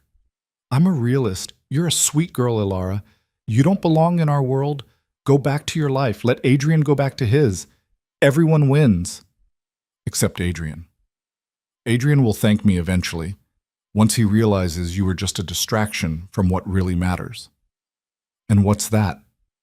Legacy, power, building something that lasts. Love is temporary. Empire is forever. You're wrong. We'll see. You have 24 hours to decide. After that, I start making calls. He paused. Choose wisely, my dear. Your brother's life depends on it. The line went dead. Alara sat there shaking, the phone clutched in her hand. She'd known James was ruthless, but this was something else. This was calculated cruelty designed to hit her where it would hurt most. There was a soft knock on her door. Can I come in? Adrian's voice. Yes. He entered, took one look at her face, and crossed the room immediately. What happened? Your father called? Adrian's expression went dark. What did he say? She told him everything. By the time she finished, Adrian looked ready to put his fist through a wall. He gave me 24 hours, she said quietly. You're not leaving. Adrian, it's Liam's life. And it's your life too. I won't let you sacrifice yourself again. You've already given up enough.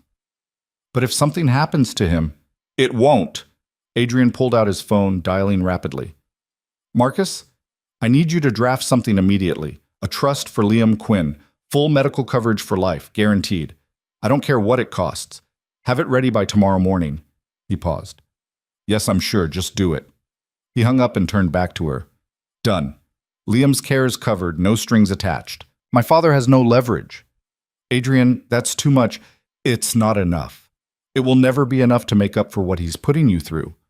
He sat beside her, taking her hands. I'm not going to let him win. Not this time.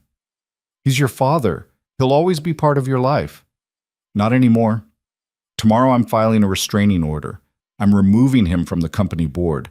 I'm cutting every single tie that binds us together. You'll lose everything you've built. I'll lose you if I don't. That's not a trade I'm willing to make. She searched his face, looking for doubt, for hesitation. Found nothing but certainty. Why? She whispered. Why would you do all this for me? Because I love you. The words hung in the air between them, simple and devastating. You love me?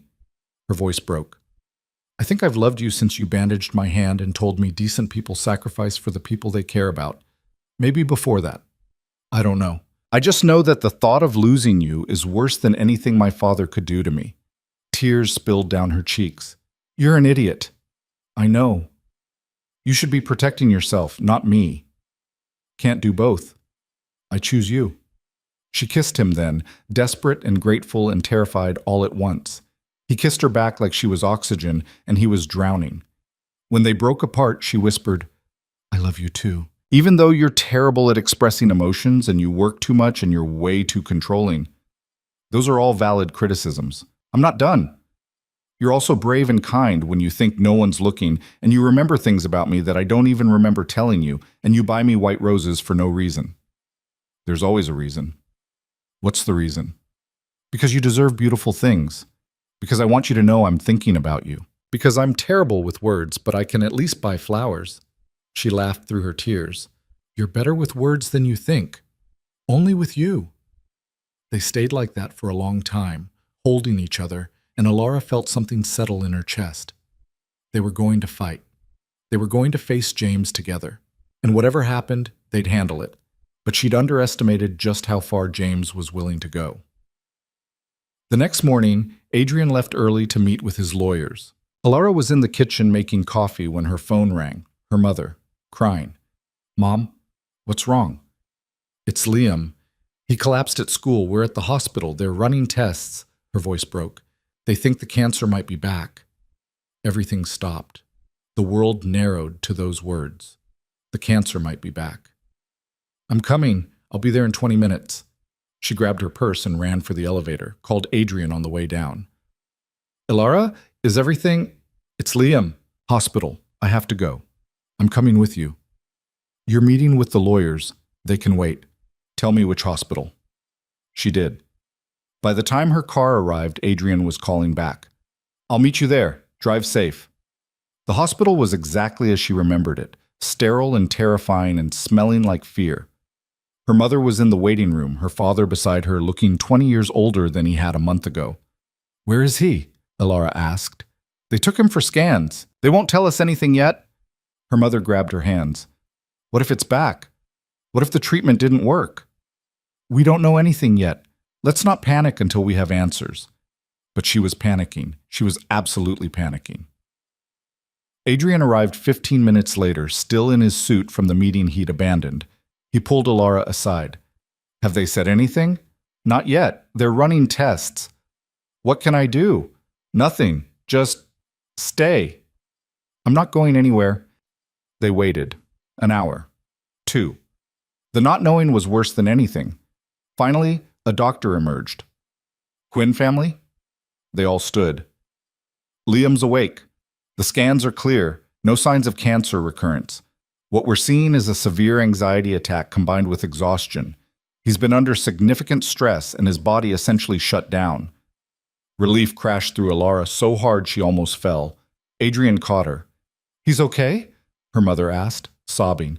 He's okay. We're keeping him overnight for observation, but he should be fine to go home tomorrow. After the doctor left, Alara's mother turned to her. Stress? What stress? We've tried to keep everything normal for him. Alara and Adrian exchanged glances. Can we see him?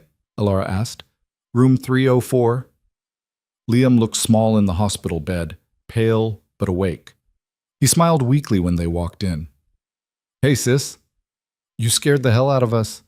She sat beside him, taking his hand. Sorry, I didn't mean to. What happened? He looked uncomfortable. Nothing. Liam. I've been worried, okay? About the money, about you. What do you mean? I heard Mom and Dad talking about how much the treatment cost, about how we'd never be able to pay it back, and then some guy approached me at school last week. Ice flooded Alara's veins. What guy?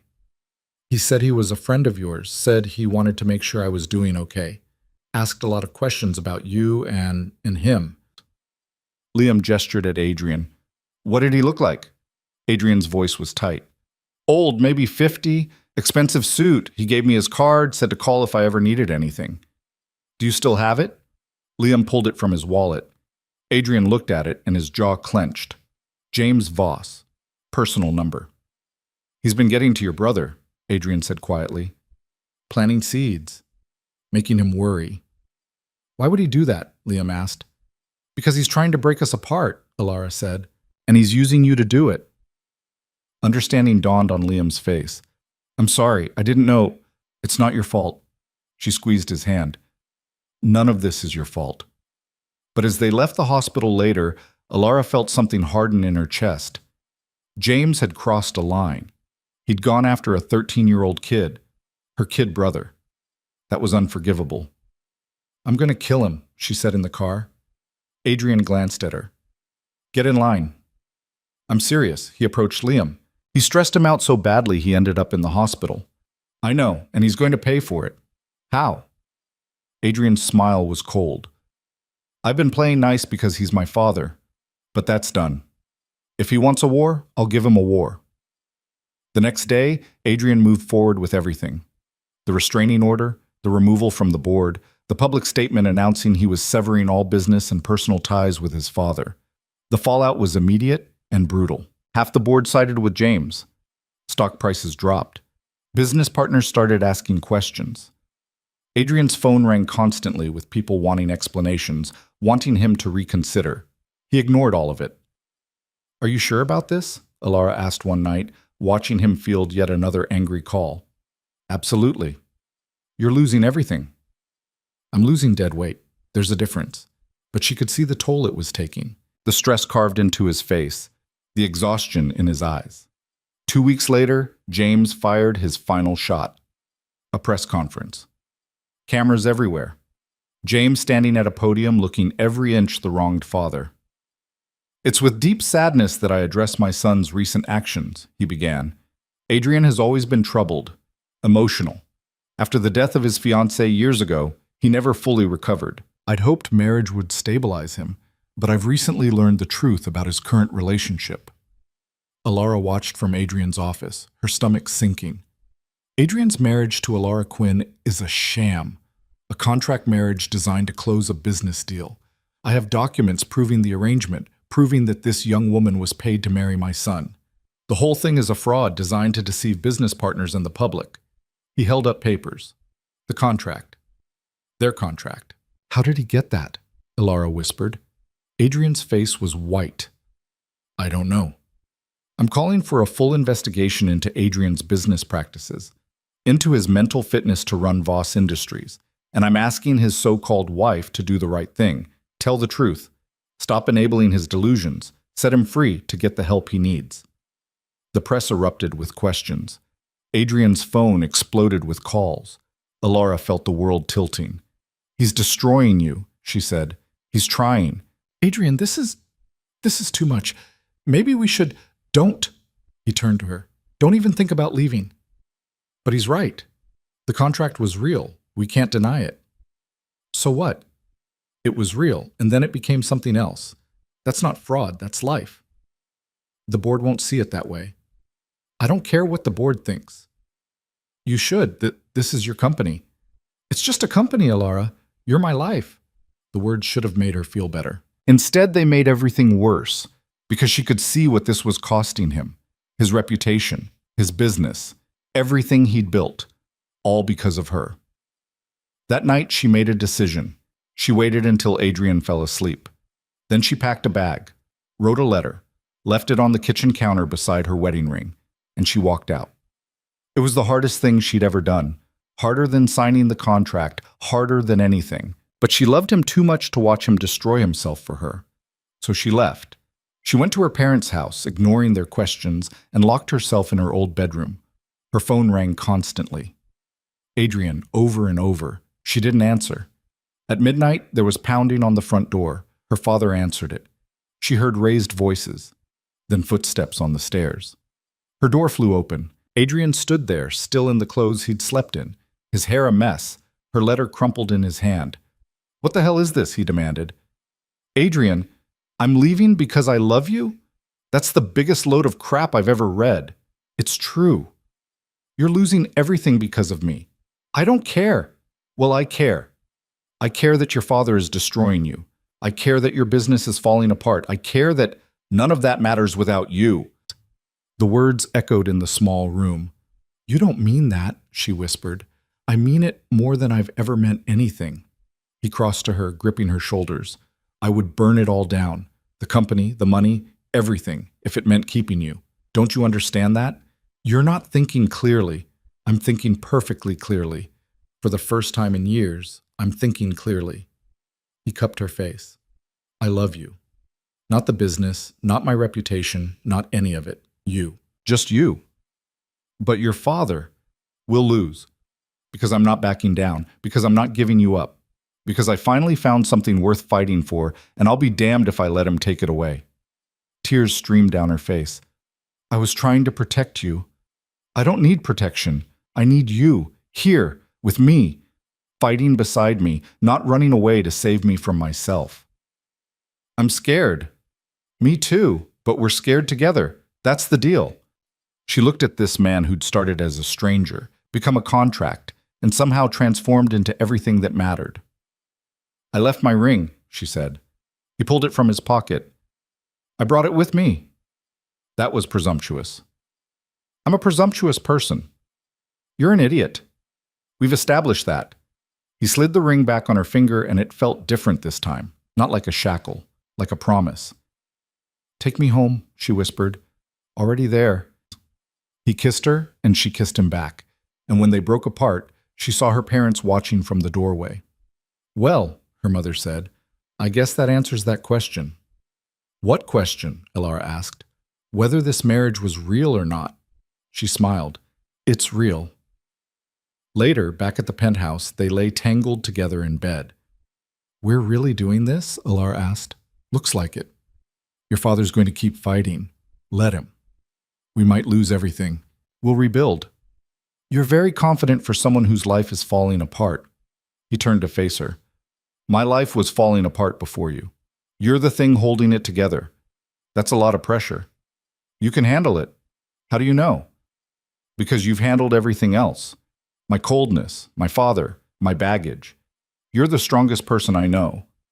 I ran away tonight, and you came back. That's what matters." She curled against him. "What happens now?" "Now we fight, together, and we win." "You make it sound simple." "It's not, but it's worth it." She kissed his shoulder. "I love you. I love you too." And for the first time since this whole thing began, Elara believed they might actually make it. The war with James Voss didn't end cleanly. Real wars never did. The morning after Adrian brought her home, they woke to find the story plastered across every business publication and gossip site. Contract marriage exposed. Billionaire's sham wedding. The headlines were brutal, and the speculation was worse. Elara sat at the kitchen table scrolling through her phone, her coffee growing cold beside her. "Stop reading that garbage," Adrian said, taking the phone from her hands. "People are saying terrible things about you." "People have always said terrible things about me. I stopped caring what they thought years ago." "But this is different. They're calling you unstable, saying you're not fit to run the company." "Let them say it." He poured himself coffee, his movements calm despite the chaos erupting around them. "Words don't change reality. Your board is meeting today to discuss your removal. I know. And you're just, what? Accepting it?" He turned to face her, leaning against the counter. "I'm choosing my battles. The board can do whatever they want. I own 40% of the company outright. They can't force me out completely. But your father controls 30% through various holdings, which means we're at a stalemate unless the other shareholders pick a side." Adrian sipped his coffee. "And that's where things get interesting." "How is any of this interesting?" "Because my father's been so busy destroying me that he forgot to watch his own back. Marcus has been quietly reaching out to the other major shareholders. Turns out, a lot of them don't appreciate James's scorched earth approach to family disputes." What are you saying? I'm saying we might have more support than he thinks. Before Alara could respond, Adrian's phone rang. He glanced at the screen and his expression shifted. It's Richard Patterson, one of the major shareholders, he answered. Richard. Yes, I saw the news. I understand. A pause. Today? That's earlier than expected. Yes, I'll be there. Thank you. He hung up and something like satisfaction crossed his face. The board meeting's been moved up to noon, emergency session. That's in 3 hours. I know. He looked at her. I want you to come with me. What? Adrian, no, that's your business world. I don't belong. You belong wherever I am, and I need you there. Why? Because they're going to try to tear me apart, and I need to remember why I'm fighting. I need you there to remind me. She searched his face, saw the vulnerability underneath the determination. This wasn't just about business. This was about him standing up to his father in front of everyone who mattered in their world. Okay, she said quietly. I'll come. The Voss Industries building was all glass and steel, reaching toward the sky like a monument to ambition. Alara had been there once before, briefly, when Adrian had shown her his office. But that had been different, quiet, after hours. Just the two of them. This was different. The lobby was full of people, reporters shouting questions as they pushed through. Adrian kept his hand on her back, steady and protective, as they made their way to the elevators. Mr. Voss, is it true your marriage is a fraud? Alara, did you marry him for money? Is it true you're being removed as CEO? Adrian ignored all of it. The elevator doors closed, cutting off the noise, and Alara could breathe again. You okay? He asked. No, but I'm here. That's all I need. The boardroom was on the 45th floor. Patricia was waiting outside, her expression grim. They're already inside. Your father arrived an hour ago with his lawyers. Of course he did. Adrian straightened his tie. How many board members are here? All of them. This is serious, Adrian. They have the votes to remove you. We'll see about that. He reached for the door handle, but Alara caught his arm. Adrian, wait. He turned. Whatever happens in there, I'm proud of you, for standing up to him, for choosing yourself instead of just doing what's expected. Something softened in his expression. He kissed her forehead. Thank you.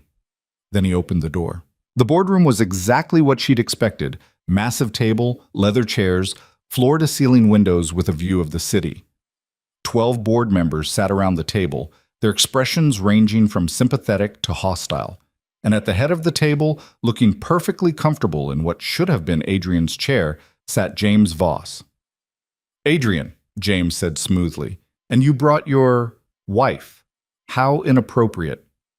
She stays, Adrian said, his voice leaving no room for argument. This is a private board meeting. She stays, or I leave. Your choice. Several board members shifted uncomfortably. Finally, Richard Patterson spoke. Let her stay.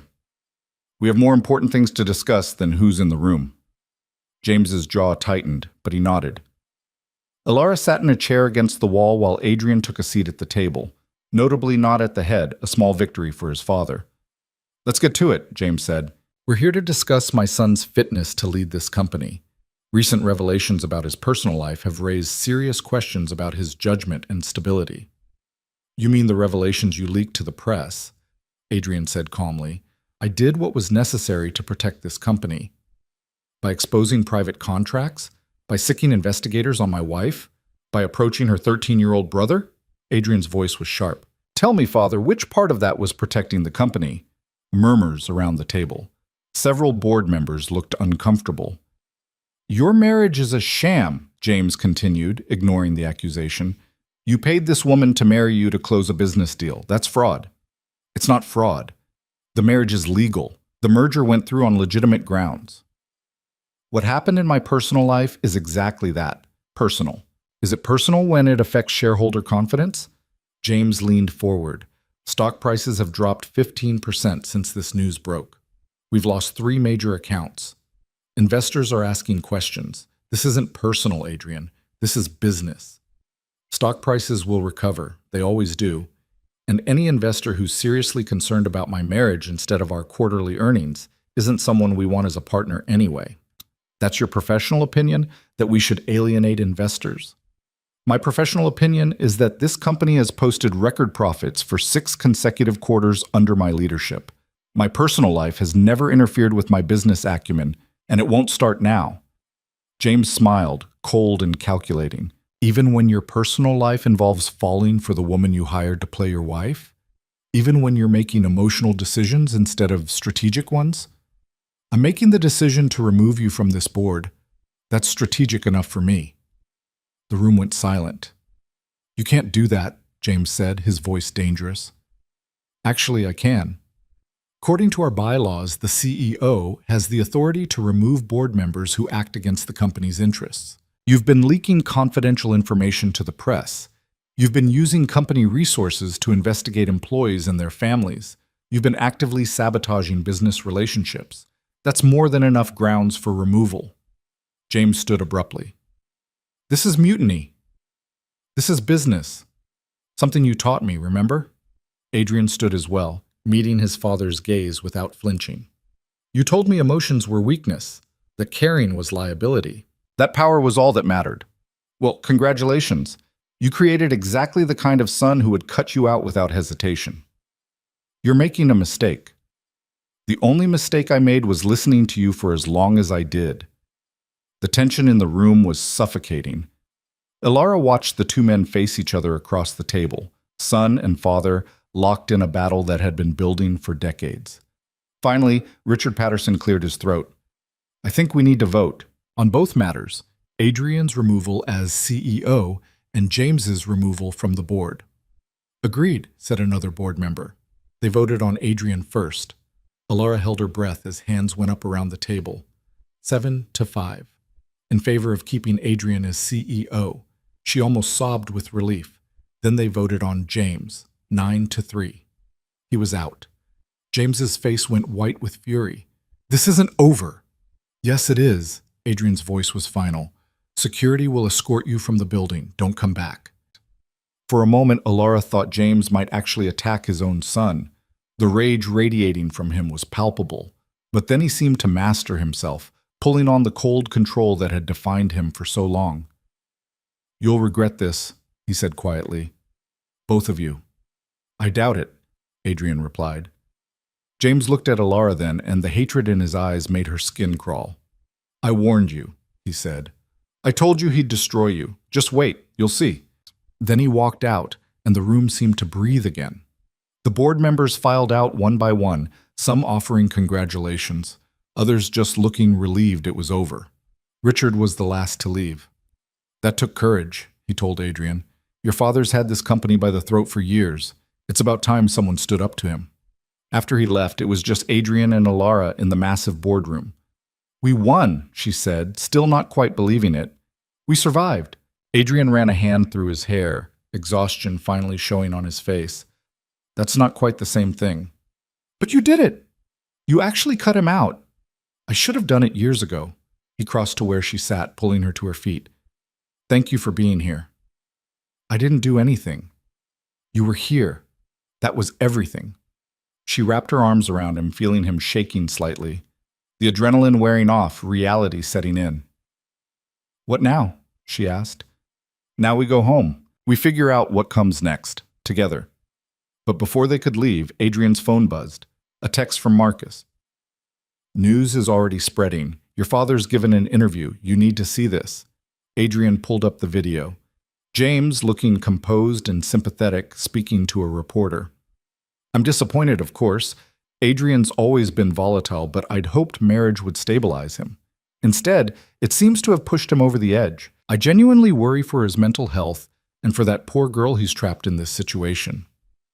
Unbelievable, Ilara breathed. He's playing the concerned father card. Classic. Adrian shut off the video. He's going to keep doing this, attacking from the outside since he can't attack from within. So what do we do? Adrian was quiet for a moment. Then, we tell the truth, all of it. What do you mean? I mean we stop hiding. We stop letting him control the narrative. We give an interview, a real one. We tell them about the contract, about what happened after, about us, the whole story. Adrian, that's so public. Everyone will know everything. They already think they know everything. At least this way they'll know the truth. Are you sure? He cupped her face in his hands. I'm tired of living in the shadows. Tired of pretending.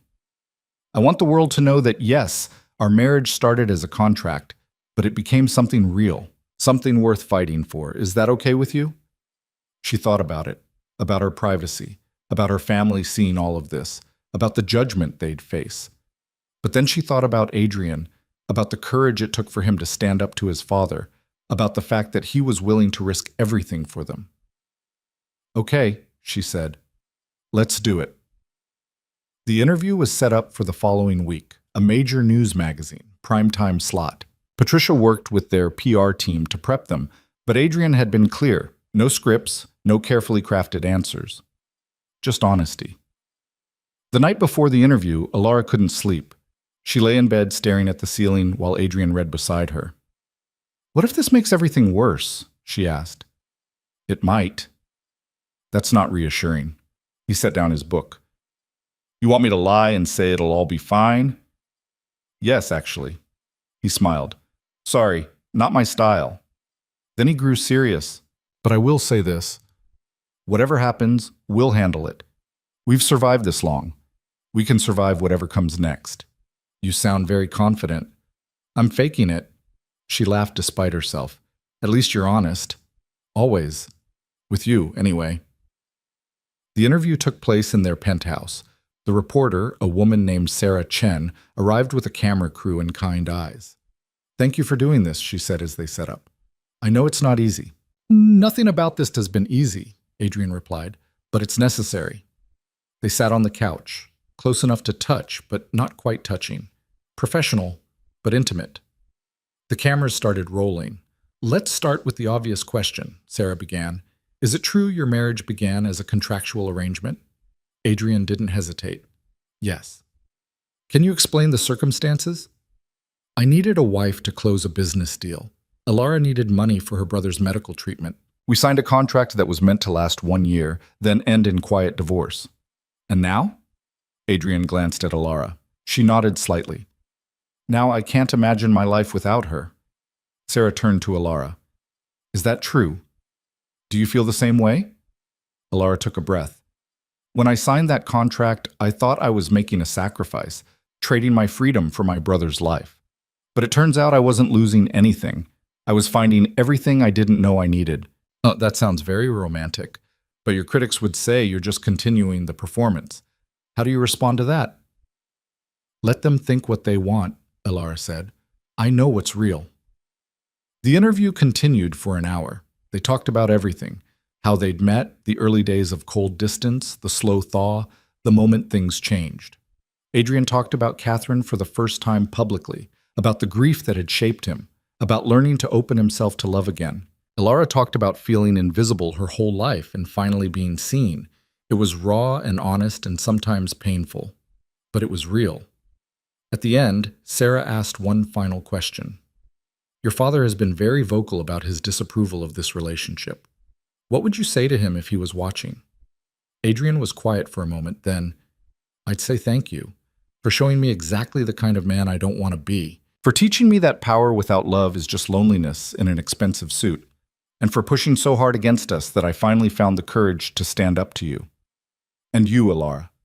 Anything you'd like to say to James Voss? She looked directly at the camera. You underestimated me. You thought I was weak because I was kind. You thought I'd run because I was scared. But I'm still here, and I'm not going anywhere. When the interview aired 3 days later, the response was overwhelming. Social media exploded. Half the people loved them, calling their story romantic and brave. The other half called it a publicity stunt, said they were still lying. But the stock prices stabilized. The major shareholders issued statements of support, and slowly the narrative started to shift. 2 weeks after the interview, Alara was at the grocery store when someone approached her. You're that woman from the interview. Alara tensed, expecting hostility. Yes, I just wanted to say thank you. My daughter's been in an arranged marriage situation. Family pressure, you know. Seeing you stand up for yourself gave her the courage to walk away. So thank you. After the woman left, Alara stood in the produce section trying not to cry. That night, she told Adrian about it. See, he said, pulling her close. We did the right thing. Some people still think we're liars. Some people will always think the worst. But some people were helped by our story. That's enough. Things settled into a new normal over the following weeks. The media attention gradually faded. The company stabilized. James disappeared from public view, though Adrian's lawyers reported he was still trying to find ways to undermine them. But his attempts grew weaker, more desperate. Without his board position, without Adrian's compliance, he had no real power over them anymore. One evening, 6 weeks after the interview, Alara was cooking dinner when Adrian came home early. She turned from the stove to find him holding a folder. What's that? New contract. Her stomach dropped. Adrian, not that kind of contract. Just read it. She wiped her hands and took the folder. Inside was a single page. Simple, straightforward language. It was a dissolution of their original marriage contract. A legal document declaring the previous agreement null and void, with no penalties, no obligations. What is this? She whispered. Freedom, if you want it. Adrian's voice was carefully neutral. Our year is almost up. I wanted you to know that you can walk away. No strings attached. Everything I promised you, the money, the medical care for Liam, all of it, is yours regardless. No conditions. She looked up at him. You're giving me an out. I'm giving you a choice, a real one this time. And if I choose to stay, then we tear up this document and we do this for real. No contract, no timeline, just marriage. Actual marriage. Her hands trembled on the paper. You want to really marry me? We're already really married. I just want to make sure you're staying because you want to, not because you think you have to. She set the folder down and crossed to him, taking his face in her hands. I'm staying because I love you. Because waking up next to you is the best part of my day. Because you remember how I like my coffee, and you buy me flowers for no reason, and you're terrible at expressing emotions, but you try anyway. Those are all good reasons. I'm staying because you're mine, and I'm yours, and that's how I want it. Relief flooded his expression. Yeah? Yeah. He kissed her then, deep and thorough, and when they broke apart, he rested his forehead against hers. I love you, he said. Not because you saved me or fixed me or any of that romantic nonsense. I love you because you're annoying and stubborn and you leave lights on everywhere and you refuse to give up on people even when they give you every reason to. That's possibly the worst declaration of love I've ever heard. Want me to try again? No, it's perfect. He picked her up, making her shriek with laughter, and carried her to their bedroom. The dinner burned on the stove, forgotten, as they finally crossed the last line they'd been afraid to cross. Afterward, tangled together in sheets, Alara traced patterns on his chest. We should probably do something about that contract, she said. Already handled. Adrian nodded toward the fireplace, where the folder sat in the flames, burning to ash. When did you do that? While you were getting ready for bed. Presumptuous. I prefer optimistic. She laughed and kissed his shoulder. What now? Now we live. We build something real. We stop surviving and start actually existing. That simple? That complicated, but we'll figure it out. 6 months later, they stood in a small chapel surrounded by family and friends. Liam, healthy and growing taller every day, stood as Adrian's best man.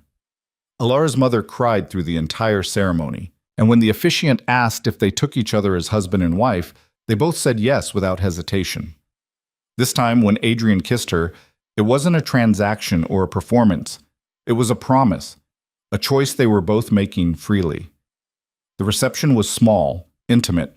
No business associates, no social obligations, just people they actually cared about. Happy? Adrian asked, pulling her onto the dance floor. Deliriously. Good. That's the plan for the rest of our lives. Delirious happiness? That and white roses. Lots of white roses. She laughed against his chest. I love you. I love you too. They danced until the music faded, until the guests left, until it was just the two of them in the empty hall. Ready to go home? Adrian asked. I'm already home, she said. I have been since the day you finally let me in. He kissed her forehead. Best decision I ever made. Signing the contract? Tearing it up. They left the chapel hand in hand, stepping out into the cool evening air. The city stretched before them, full of possibility, full of life. Somewhere out there, James Voss was probably plotting his next move. Somewhere, critics were still questioning their story. Somewhere, people were doubting them. But none of that mattered, because they had each other. They had love that was tested and proven. They had a future they were building together, one day at a time. Adrian had spent years believing he was incapable of love. Alara had spent years believing she was invisible. They'd both been wrong. And in finding each other, first through necessity, then through choice, they'd found themselves. The penthouse was different when they returned from their honeymoon. Not in any physical way, but in the way it felt. It wasn't a museum anymore. It was full of life, full of light. Photos on the walls now. Their wedding, Liam's recovery celebration, Adrian and Alara on a beach somewhere. Her books scattered on tables. His reading glasses left on the counter. Evidence of two lives thoroughly intertwined. Alara stood by the windows one evening, watching the sunset paint the city gold. Adrian came up behind her, wrapping his arms around her waist. "What are you thinking about?" "How different everything is. How different I am." "Better different?" "Yes, definitely better." "Any regrets?" "Just one." He tensed. "What?" "I wish I'd been brave enough to fall for you sooner. We wasted a lot of time being scared." He relaxed, kissing the side of her neck. "We had to be scared first. Otherwise, we wouldn't appreciate this." Very philosophical for a ruthless businessman. "I'm a reformed, ruthless businessman. There's a difference." She turned in his arms. "You know what I want?" "What?" "To start that foundation, the one we talked about, for families dealing with medical debt." "We can do that." "Really?" "Really. We'll call it the Catherine Quinn Foundation. Honor both the past and the present." Tears pricked her eyes. "That's perfect." "You're perfect." "I'm really not." "To me, you are." They stood there as the sun set completely, as the city lights came on one by one, as the world continued spinning around them. And for the first time in either of their lives, they weren't just surviving. They were living, really, truly living, together.